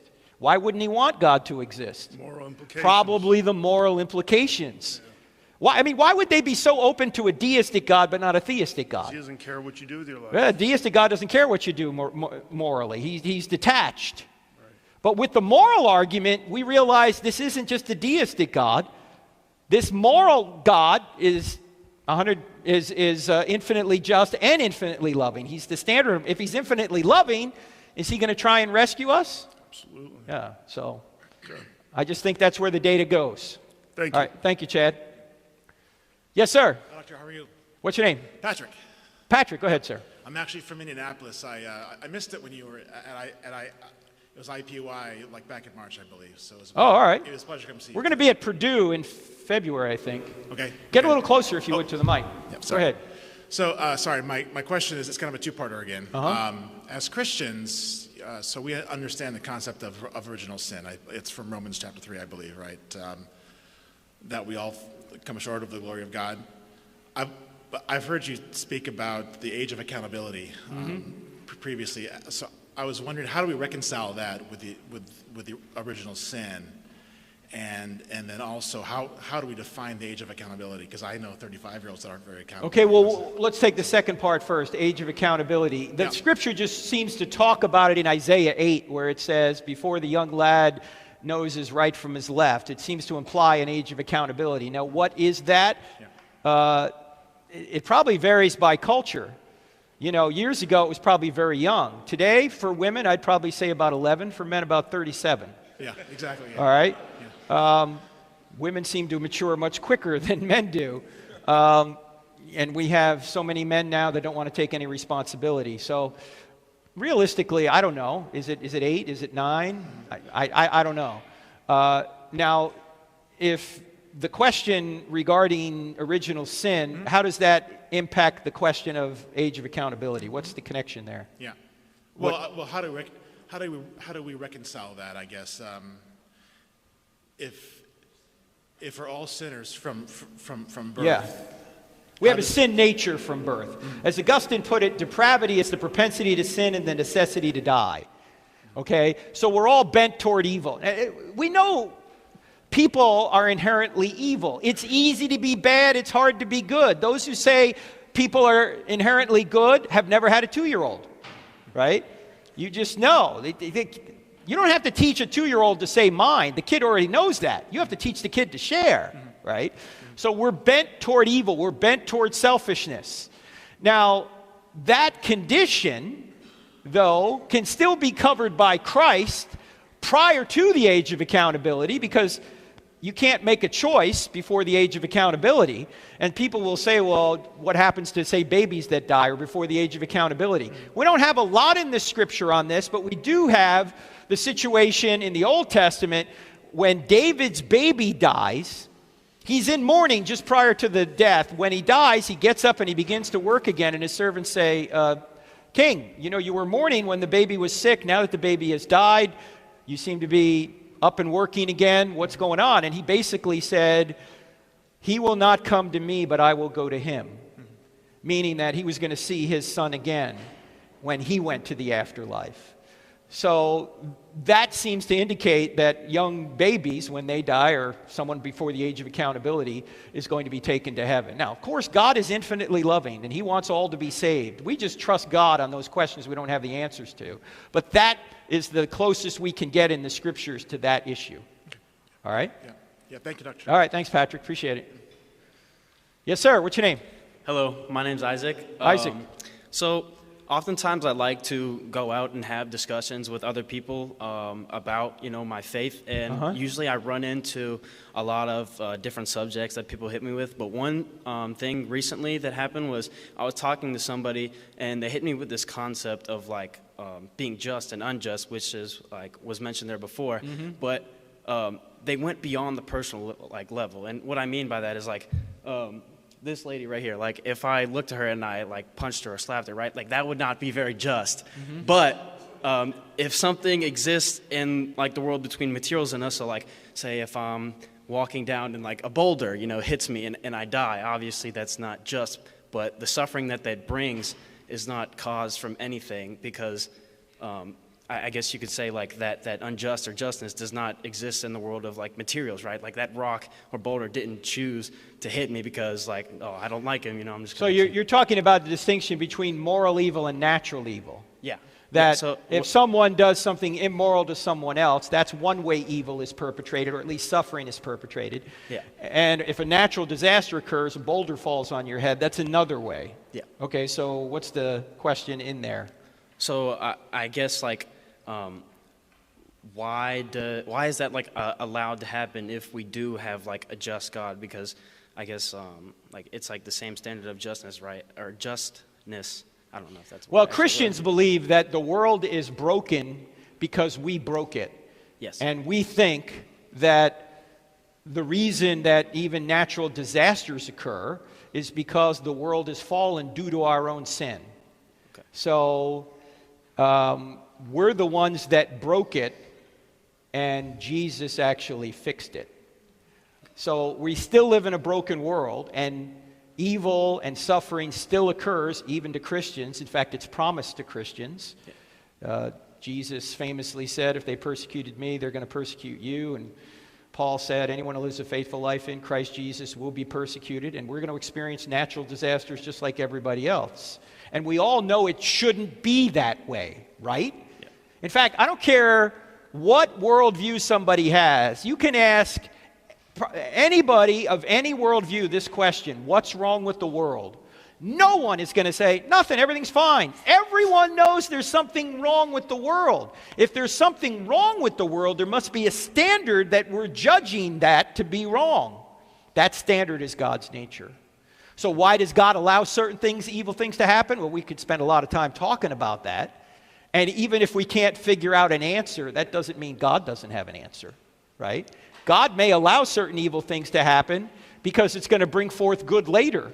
Or it might be that someone deserved something and God allowed that to happen. So we just don't know. But we all agree something's wrong with the world. And if there's something wrong with the world, we're assuming a standard. That standard can only exist if God exists. Otherwise, it's just my opinion against your opinion. Yeah. All right? So when people claim, well, this happened and it's unjust, they're already assuming a world with God in it. Mm-hmm. Because as soon as they start talking about justice and injustice, they're assuming God. That's why the book I mentioned earlier, Stealing from God, Why Atheists Need God to Make Their Case, is pointing out that whenever atheists complain about justice in the world, for example, they're stealing a standard from God in order to do so. Okay. All right? Thank you so much. All right. Thanks. Yep. Appreciate it. Yes, sir. Hi, my name is Mitchell. I have a question. Mitchell. So you said, I'm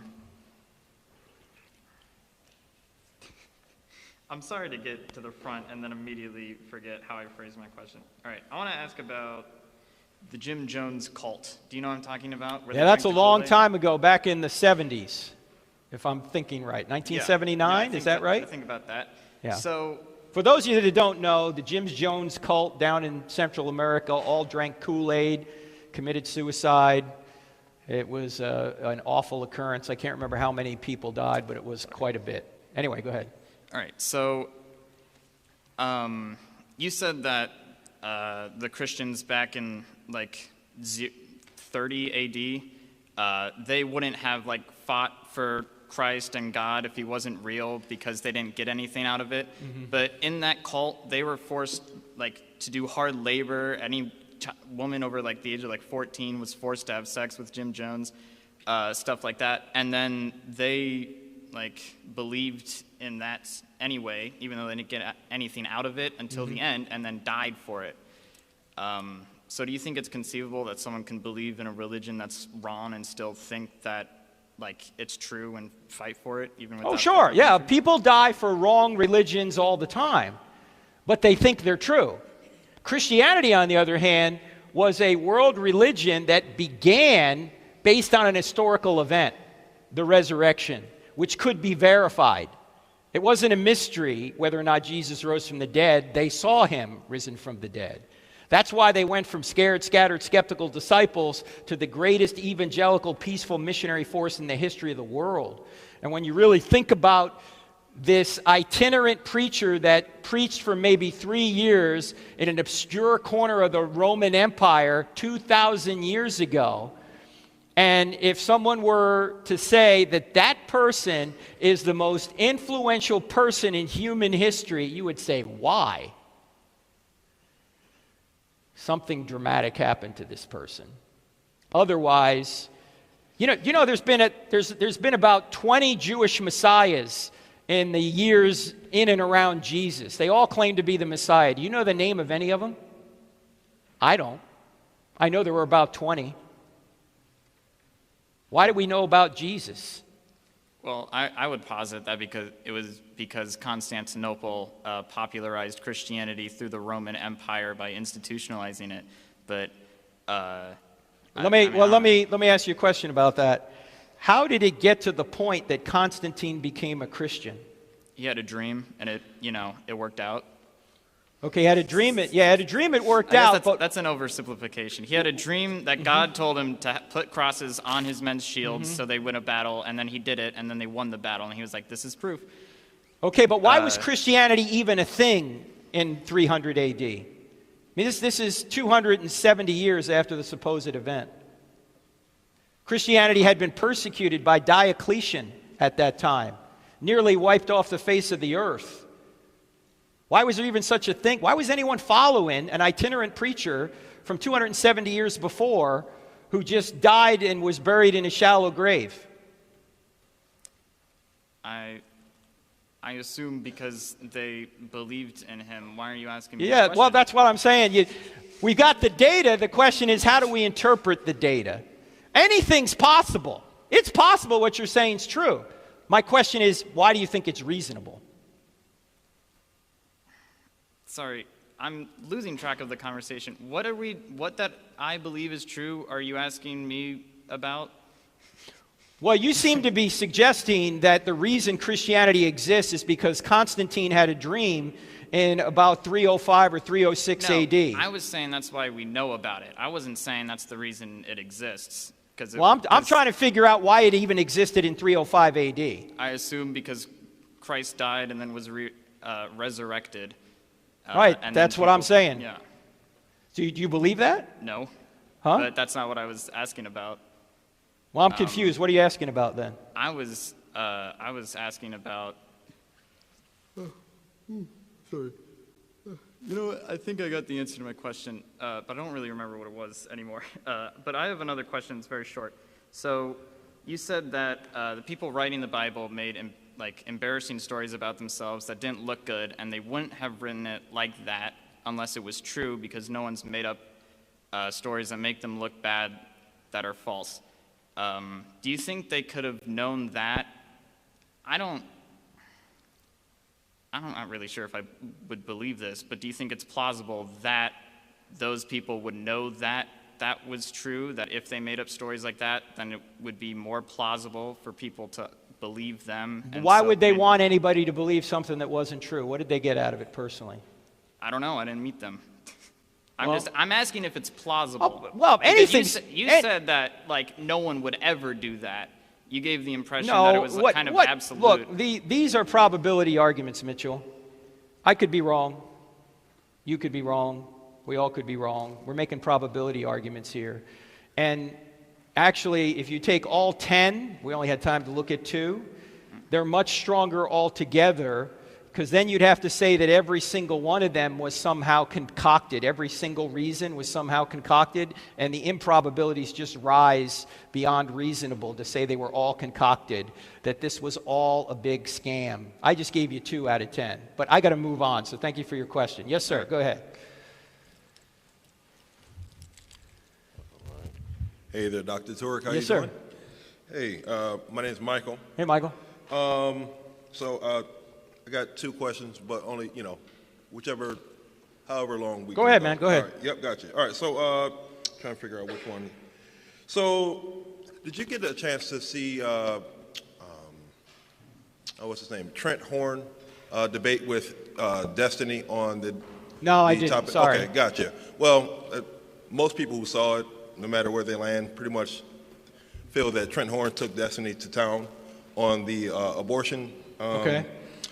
And but they were hanging their coats up on the whole consciousness element of abortion, and so and I thought it was very interesting, but no one ever really, and again, I'm a believer, so I'm with you on this, but no one ever went into exactly what constitutes personhood. Yeah.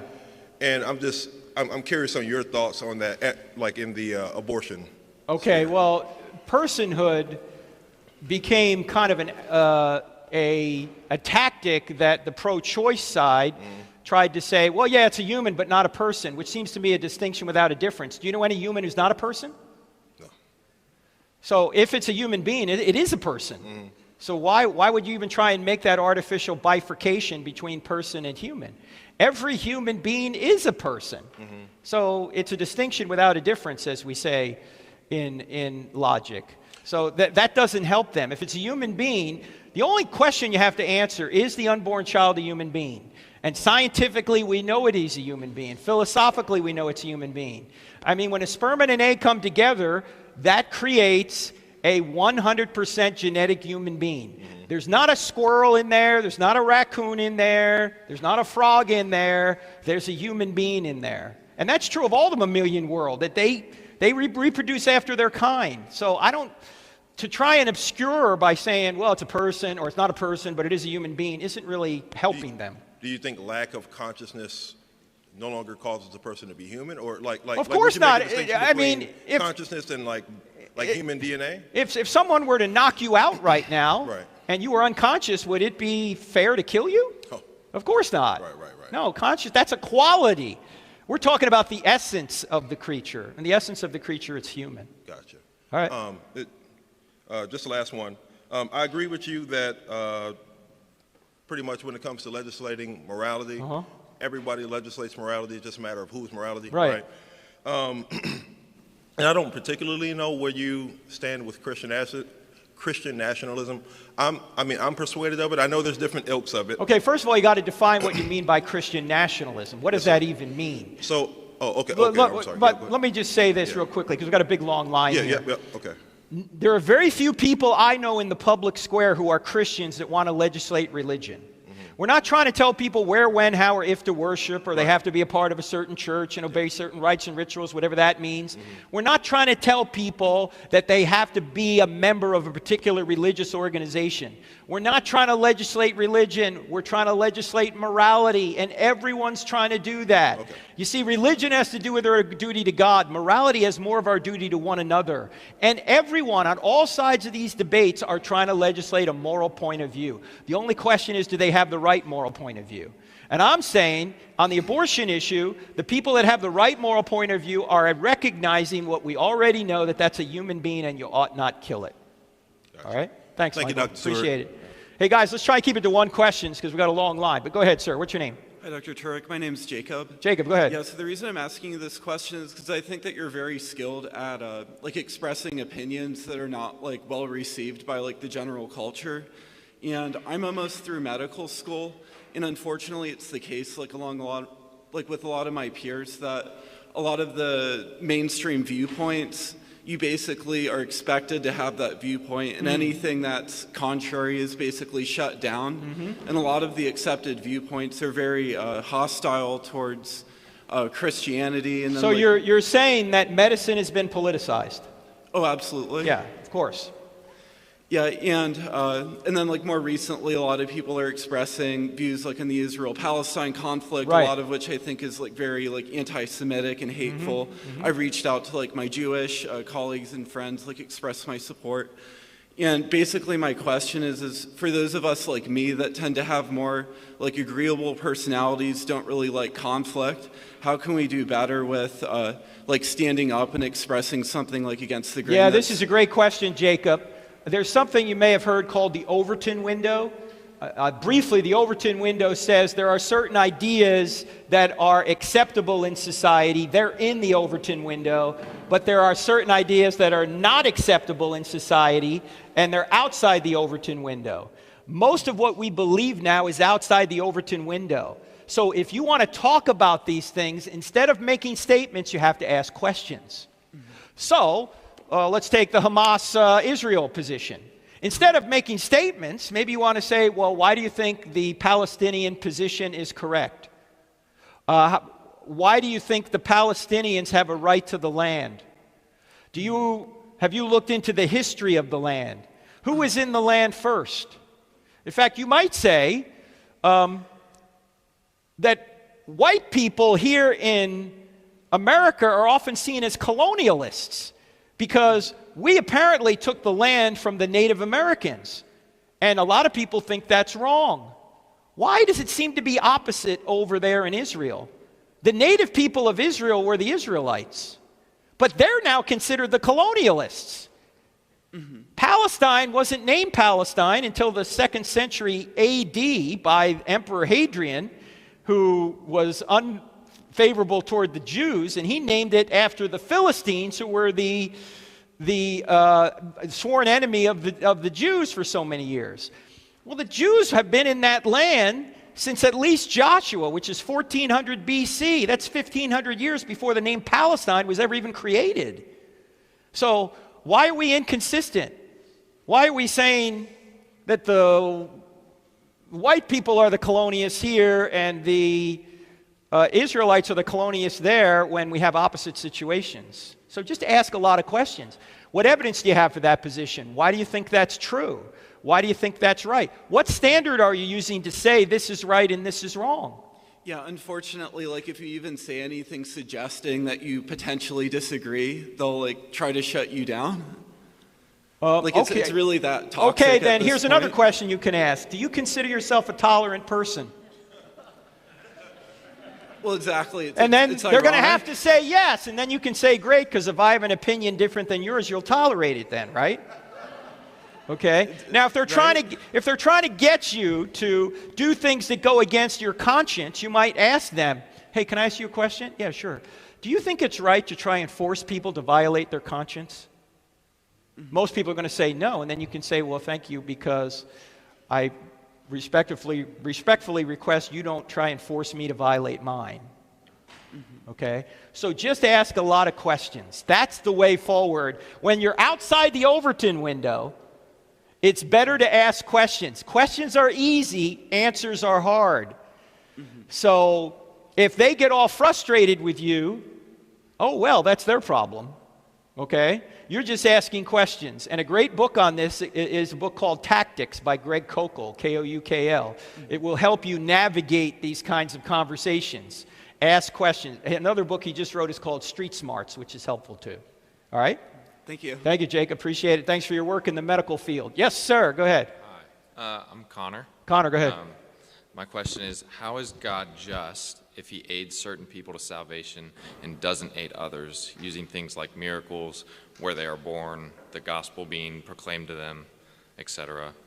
Would you subscribe to the idea that God judges people based on revelation, and why? Okay, well, first of all, what the question assumes is that only some people have knowledge of God, when in fact everybody has knowledge of God. From the arguments we mentioned earlier, natural law arguments or natural theology arguments, everyone knows there has to be a creator. Everybody knows this creator is a designer and is moral. The question is, what happens after they know that that being does exist? Do they want to know more information, or do they turn away and want to go their own way? And what Christianity teaches is that if somebody takes a step toward the God of natural revelation, God will get them more information so they can be saved, because that is the fact, that shows the fact that God wants people to be saved more than we do. He says that several times, and he says, I take no joy, or I'm trying to think of the exact terminology. I do not delight in the death of the wicked. Okay? So he wants people to be saved more than we do. If people take a step toward the knowledge they have, God will get them more. If they turn away, getting them more information isn't going to help. They're already turning away from the information they have. Does that make sense? Yeah. All right, thank you. Good question. By the way, we do have some questions on our YouTube channel. We can't cover this all here tonight, but a similar question to that is, what about those that have never heard? So if you go to our YouTube channel, crossexamine.org, you can find that. Yes, sir. Hello, Dr. Turk. Hey. My name's Brendan. Brandon, go ahead. Art Louis. Let's go, Brandon. Go ahead. Art Louis, a professor of... I got you. Sorry. Art Louis is a professor of theoretical physics at Oxford and also a believer. Who? Art Louis. A-A-R-D, Louis. For some reason, I can't hear you very well. There's no monitor up here. But anyway, go ahead. So it's an Oxford professor. Yeah, he's an Oxford professor and also a believer.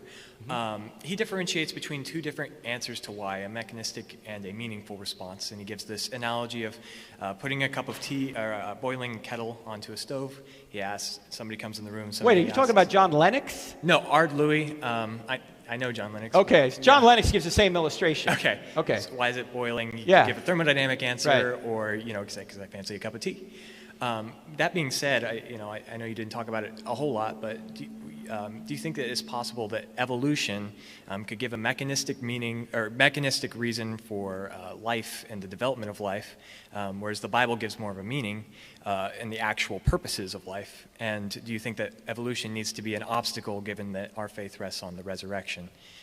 And what your thoughts are on that? Well, it depends on what you mean by evolution. Certainly, we should believe in microevolution. We've witnessed that. But if we believe, or if evolution means molecules to man without intelligence, not only do I think, regardless of what the Bible says, not only do I think that's not plausible, I think there's evidence against it.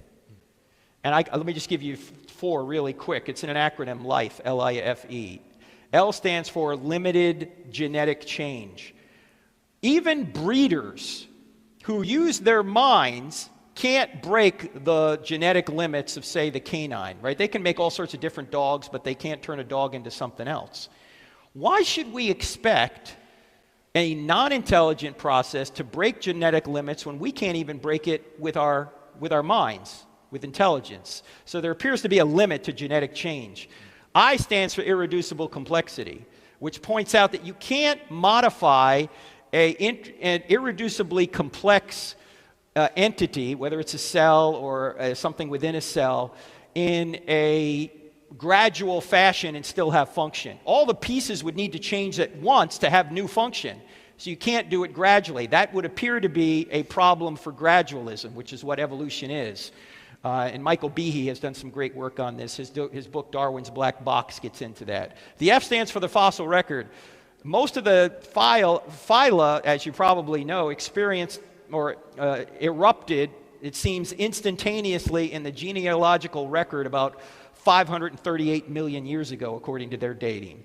You had the major body plans just appear. There's no fossil precursors. We don't find all these transitional forms. We just find the body plans fully formed, which does not appear to be the result of gradualism. And the E stands for epigenetic information, which is more recent discovery, which shows that you could modify DNA from now till doomsday. You're never going to get a new body plan because body plans aren't determined solely by DNA. There's the epigenetic information, which is the structure of a cell or the structure of a creature that needs to change, and it doesn't change through DNA. The only way to change it would be to do it early in the embryonic period, but if you do it early, it's lethal to the embryo. So I think there's evidence against macroevolutionary view. Now, there are some Christians out there who might try and say that theistic evolution is plausible, and at some point, this pre-human being crossed over into humanity. That's the Adam, and from that point, that's a moral creature. Okay, they make that case. I just don't see it in the evidence, and I don't think that's all that clear in the Scripture if that's the way it happened. What's your thought on it? I personally am persuaded by it, by the genetic evidence, I suppose, at least for common descent. As for how it happened, I kind of leave the door open that God could have been working miraculously in that, but I think common ancestry definitely has a lot of strong genetic evidence. That being said... What would be the strongest evidence for common ancestry that couldn't be interpreted as evidence for a common creator? Well, for example, chromosome 2 in the human body appears to be a fusion of 2 chromosomes that a chimp used to have. They have one more chromosome than us. They actually have 2 centromeres and 4 telomeres, and you can match the genetic evidence and see that it looks really like that the chromosome and the chimp's actually genome fused together, and now we have that chromosome in us. I don't think that takes God out of the equation. I just think that just like we think stellar evolution happened, just like we think the universe formed by processes that God set up, I'm just moving the domino one step back. And so that's why I don't personally have a problem with it. Okay, but how do we know that's an error? Because I'm sure you're familiar with junk DNA, which was thought to be junk, and now we know it's not. Yeah, I don't think it's an error. It's just very clear that this is what happened, that this is a fusing of 2 chromosomes, and so common ancestry seems to be the most logical explanation. Okay, but if you have no mechanism to give you common ancestry, how can you be certain that common ancestry is caused by a mechanism? I don't quite follow. Like, huh? I don't quite follow. Well, common ancestry, like, I mean, you know, you're born and you inherit the genetic evidence, so I think that is a mechanism. You know, whether God took those 2 chromosomes and fused them or it was a natural process, I mean, I'm more agnostic on that. But, you know, I don't think that common ancestry slams the door shut on Christianity. I think it just, like I said, moves no, the domino I agree with you that Michael B. He would agree with common ancestry, Yeah. but he doesn't see a mechanism, a natural mechanism that could do it. Yeah. So there would have to be a theistic influence at certain points. And the problem is, I've been to conferences where I've asked theistic evolutionists, where does God intervene? And they never tell me where. Yeah, yeah. So what good is it then? Well, I mean, stellar evolution, you know, I think that God is no less powerful if he set up the Big Bang initial conditions and we get Earth, or if he just placed Earth in its orbit. I think it's just as amazing if he set it up at the beginning than if he just dropped it in the middle. Oh, true, because even if macroevolution is true, and it's done by natural forces, those natural forces are still created and sustained by God. Exactly. So yeah, you're still arriving at God, but I just find so many issues with it. But thank you, thank you. Thank you. All right, God bless, thank you. Yes, go ahead. Hi, Dr. Turk. My name is DJ. DJ? Go ahead, sir.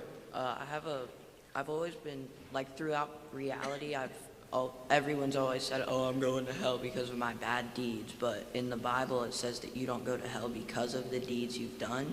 It's whether or not you believe in Jesus or you believe in Christ. Okay, it's actually yes and no. Let me put it this way. It is a sin not to trust in Jesus. But if Jesus never came, would we still all go to hell? Yeah, the answer is because the reason you go to hell is not because you don't believe in Jesus. The reason you go to hell is because you've sinned.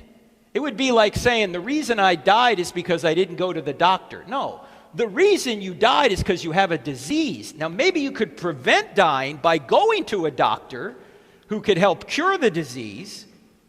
But the reason you're going to die is because you have a disease. Same thing is true when it comes to Christianity. The reason we're all going to hell is because we're sinners.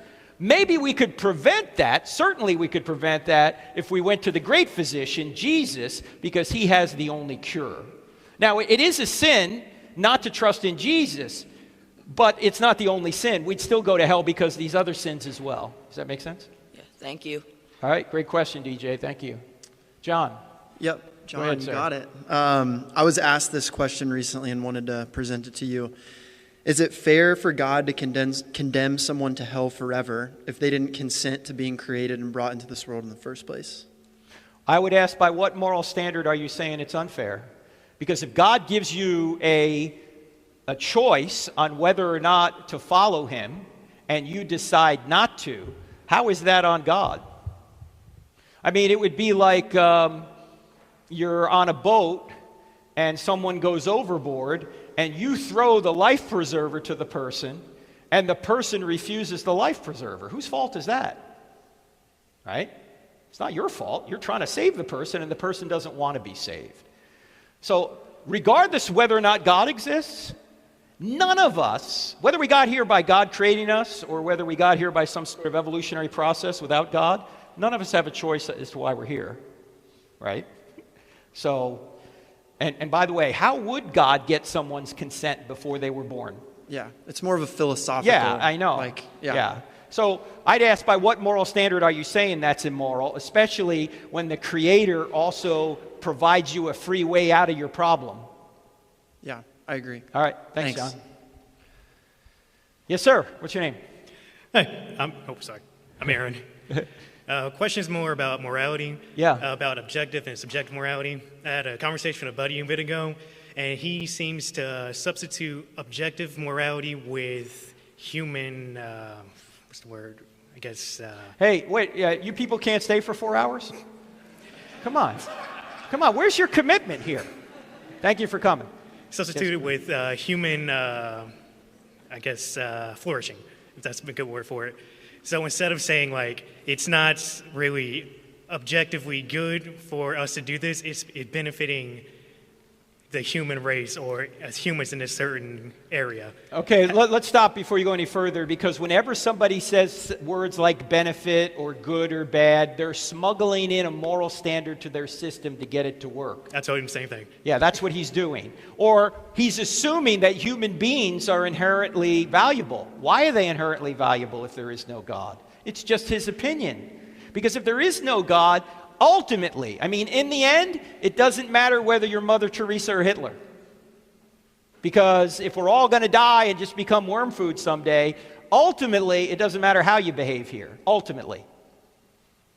So they're assuming that human beings are valuable when they try and say, well, if we do X, it'll benefit society, or it'll benefit, well, why should we benefit society? Why should we benefit humanity? They say, well, we have to cooperate to get along. Why? Stalin didn't have to cooperate. Stalin killed most of the people in his way. And then he died on his deathbed, shaking his fist at God one last time at the age of 74. He didn't cooperate at all. He had henchmen that did all his dirty deeds, and he was just fine. So no, you don't have to cooperate. In fact, the world is filled with dictators. The world is filled with people that make their living off the backs of other people. So, no, you don't have to cooperate. I say the best way I heard it so far, it's you're comparing two different types of good. There's moral good and then good, like good for the human race. It's the same way saying I did good in a race. That has nothing to do with your morality. Well, unless you're assuming that the human race has some sort of value that needs to be protected, or that humans need to be protected because they're morally valuable, right? And we have to treat them in a way that helps them flourish. Why? Why humans flourish? Why not dolphins or roaches? Or who said? Unless there's a standard beyond all of us who has created us and has a purpose for us. Yeah, I ran down your entire list to him, and then eventually got to the point where he just stopped, backed off, and I was like, you don't care about here, you just don't want there to be something like... Yeah, you need to ask him, if it really were true that Jesus came into this world and sacrificed himself to save you, would you take the... Yeah, he said no. He said no? Okay, well then... I said, then you don't care about is there a God or not. You just don't want it to be true because you want to do what you want. And at that point, he's just like, well, I guess you're kind of right. And then he just kind of trod off about like, well, God's evil. And I was like, oh, okay, we're just going to go down this rabbit hole too. Right. But... all you can do for somebody like that is pray for them, love them, which doesn't mean you approve of everything they do. Yeah. Plant seeds every now and then that show them that there's problems with their worldview and that Christianity is true, and then wait. Yeah, I watch your show a lot. It definitely helps out with convincing people about it. Okay. Thank you so much. Thanks. God bless. Yes, sir. Go ahead. Hi, Dr. Turk. My name's Chris. Nice to meet you. Hey, Chris. Get a little closer to the mic if you can. Okay, yeah. Hey, Zach, is there like a monitor up here? I'm really having trouble hearing. Or anything you can turn on up here? All right, go ahead. Is this okay? Yeah, go ahead. Go ahead. So I'm doing a read-through of the New Testament right now. Uh-huh. And I have this written down because I don't have it committed to memory. But Christ says that there's an unforgivable sin, and that is blaspheming against the Holy Ghost. Mm-hmm. In Mark 3:28 and 29, he says, "Verily I say unto you, all sins shall be forgiven unto the sons of men, and blasphemies wherewithsoever they shall blaspheme. But he that shall blaspheme against the Holy Ghost hath never forgiveness, but is in danger of eternal damnation." So my question is, what does that mean to blaspheme against the Holy Ghost? And if someone commits that sin, are they truly unforgivable, or do they Christians have no hope? argue over this, but I think the blasphemy of the Holy Spirit is to reject ultimately Christ, because the Holy Spirit goes out to convict the world of sin, and the Holy Spirit is the one that's inviting us to accept Christ. And if we reject that, then we're separated from God forever. So if you're worried that you or someone you know has done this, especially if it's you, if you're worried you've done it, then you haven't done it. Okay? Okay, because, there was this thing on the internet, I don't know, a decade ago, where people were doing, blaspheming the Holy Spirit kind of thing. Okay. That's not what it's talking about. It's talking about the ultimate decision of rejecting the free gift that Christ has provided. Okay. And the Holy Spirit makes the invitation. Okay. All right? All right. Yeah, thank you. Thanks, Chris. Yes, sir. What's your name? Hello, this is Matthew. Nice to meet you. Patrick, you said? Matthew. Oh, Matthew. Sorry, go ahead. Patrick Gift Starr. from God. That's what Matthew means. Go ahead. Yep. So I have a question that I've been asked recently, and I was pretty stumped. Basically, a friend asked me if there is a God who truly loves us, then how come he does not intervene when infants who are before the age of accountability are being killed at the hands of men, especially in wars, assuming that infants are innocent? Yeah, it's a hard question to answer, especially for someone that's lost an infant. And there are two ways of answering. Oh, thanks, man. There are two ways of answering. Let's see if it works now. Say something over there, Matthew. Say something. Hang on. It would help if I had them in my ears. Say it again. Say it again. Say it again. Say it again, Sam. Hello, 1, 2. Say it again, Sam. Hello. Yeah, that's better. Okay. So it looks good too, doesn't it? What are we talking about? Oh, infants. Yeah. There's the philosophical answer and the pastoral answer. If you are somebody that just lost an infant, what I'm about to say is not going to be helpful. Somebody that just lost an infant doesn't need a philosopher, they need a pastor. Okay? But here's some questions I might ask. What if God intervened every time somebody wanted to do evil to somebody else and prevented it? Would this be a moral universe?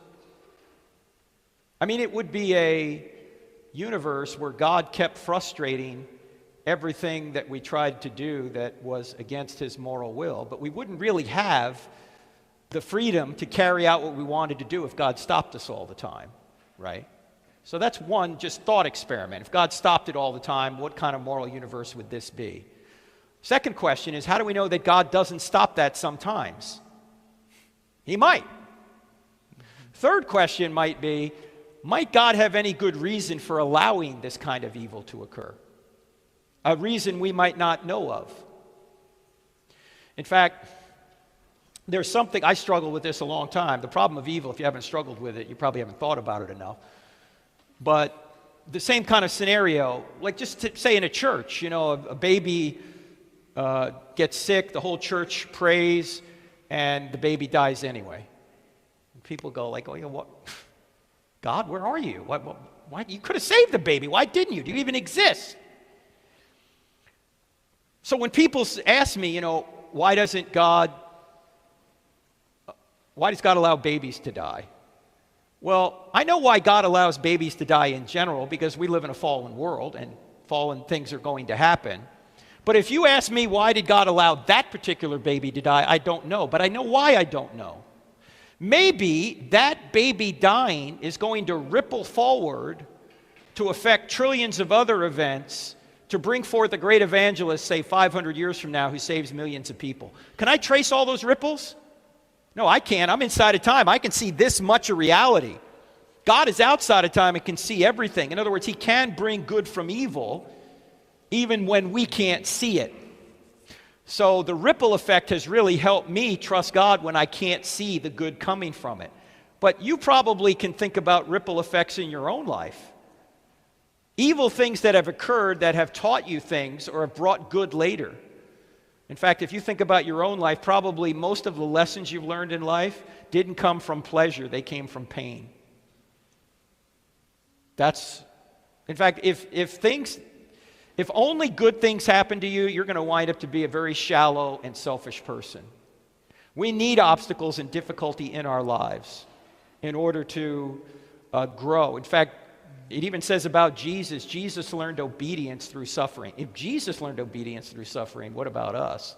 So the philosophical answer is God may have reasons for allowing this. We know generally he allows evil because he allows free will, and he allows free will in order for this to be a moral universe, and so we can love. If we didn't have free will, we couldn't make moral choices and we couldn't love. But if he only gives us free will to do good, do we really have free will? No. Yeah, really quick. So, free will aside, I think his question really is, the heart of it is, can God really be just if he's allowing innocent babies who do not deserve death to die? Well, if God can't resurrect them, then maybe that would be considered unjust, right? But if God is the author of life and can resurrect them, then people don't really die, they just change location, right? They go from this life to the next life, and it's up to God when that happens. God can take people's lives, it's not murder for him, but we can't take people's lives, it's murder for us, because we don't control life, God does. This is why people make mistakes when they say, well, you know, God killed people in the Old Testament. You know, that's immoral. No, it's not. God could kill any one of us right now and it wouldn't be immoral. If he wanted to take us out right now, that's up to him, because he could resurrect us too. We're just going to go to the other side. That's his prerogative, not ours. All right? Thank you. By the way, there's a lot more in the book Stealing from God on that, so if you want to go further, check that out. Okay. Thank you. Great question, Matthew. Thank you. Yes, sir. Dr. Turk, it's an honor to speak with you right now. Thank you, sir. What's your name? Michael. Michael, go ahead. Yes, sir. I wish I got to hear you, but I got these things in my ear. Here, I'll talk a little bit louder. No, sorry. go ahead. A friend wanted me to ask this question, and it is, if you really want to speak to a non-Christian friend about your faith, then what is the best way to ease them into the conversation? Turn or burn, heretic. I'm from New Jersey. What do you expect me to say? Well, it depends. I don't know. What do you know about them already? I mean, I think this is a friend, someone you already know? No, my friend asked me to ask this. But I mean, yeah, I know people that are non-Christians. How would I get those people? How would I bring up the conversation? Well, I would just want to know something about them. Where are they from? You know, how they were brought up. You know, what do they find interesting? I just want to know their story. What do you think about God? What do you think about religion? What do you think about Jesus? I just ask them. Okay. Hey, you know. Fair enough. Yeah, I mean, if they're friends, you can talk to friends. It's more awkward when you're talking to people who are, you know, they don't know you. But if you know somebody, why can't you talk about these things? What about someone that you don't really know? The turn or burn thing doesn't work. All right. Well, then I still want to get to know them. Hey, where are you from? What are you doing? You know, like I'm on an airplane. I'm asking them, hey. Have you ever done that to somebody, just like a random person? Oh, sure. Yeah. Like that you've never talked to ever? Of course. Yeah. Cool. Especially on an airplane. We do it all the time. Yeah. Try to learn where they're coming from. What do they believe? You know. And typically for me, when I ask people, what do you do? They'll tell me, and then they'll ask me, what do you do? And then I'll tell them, and then I'll know if they're interested or not. Right. Thank you, sir. All right. Thanks a lot. Yes, sir. Hello, Dr. Turek. Thank you for coming to our university today. Finally, I can hear someone.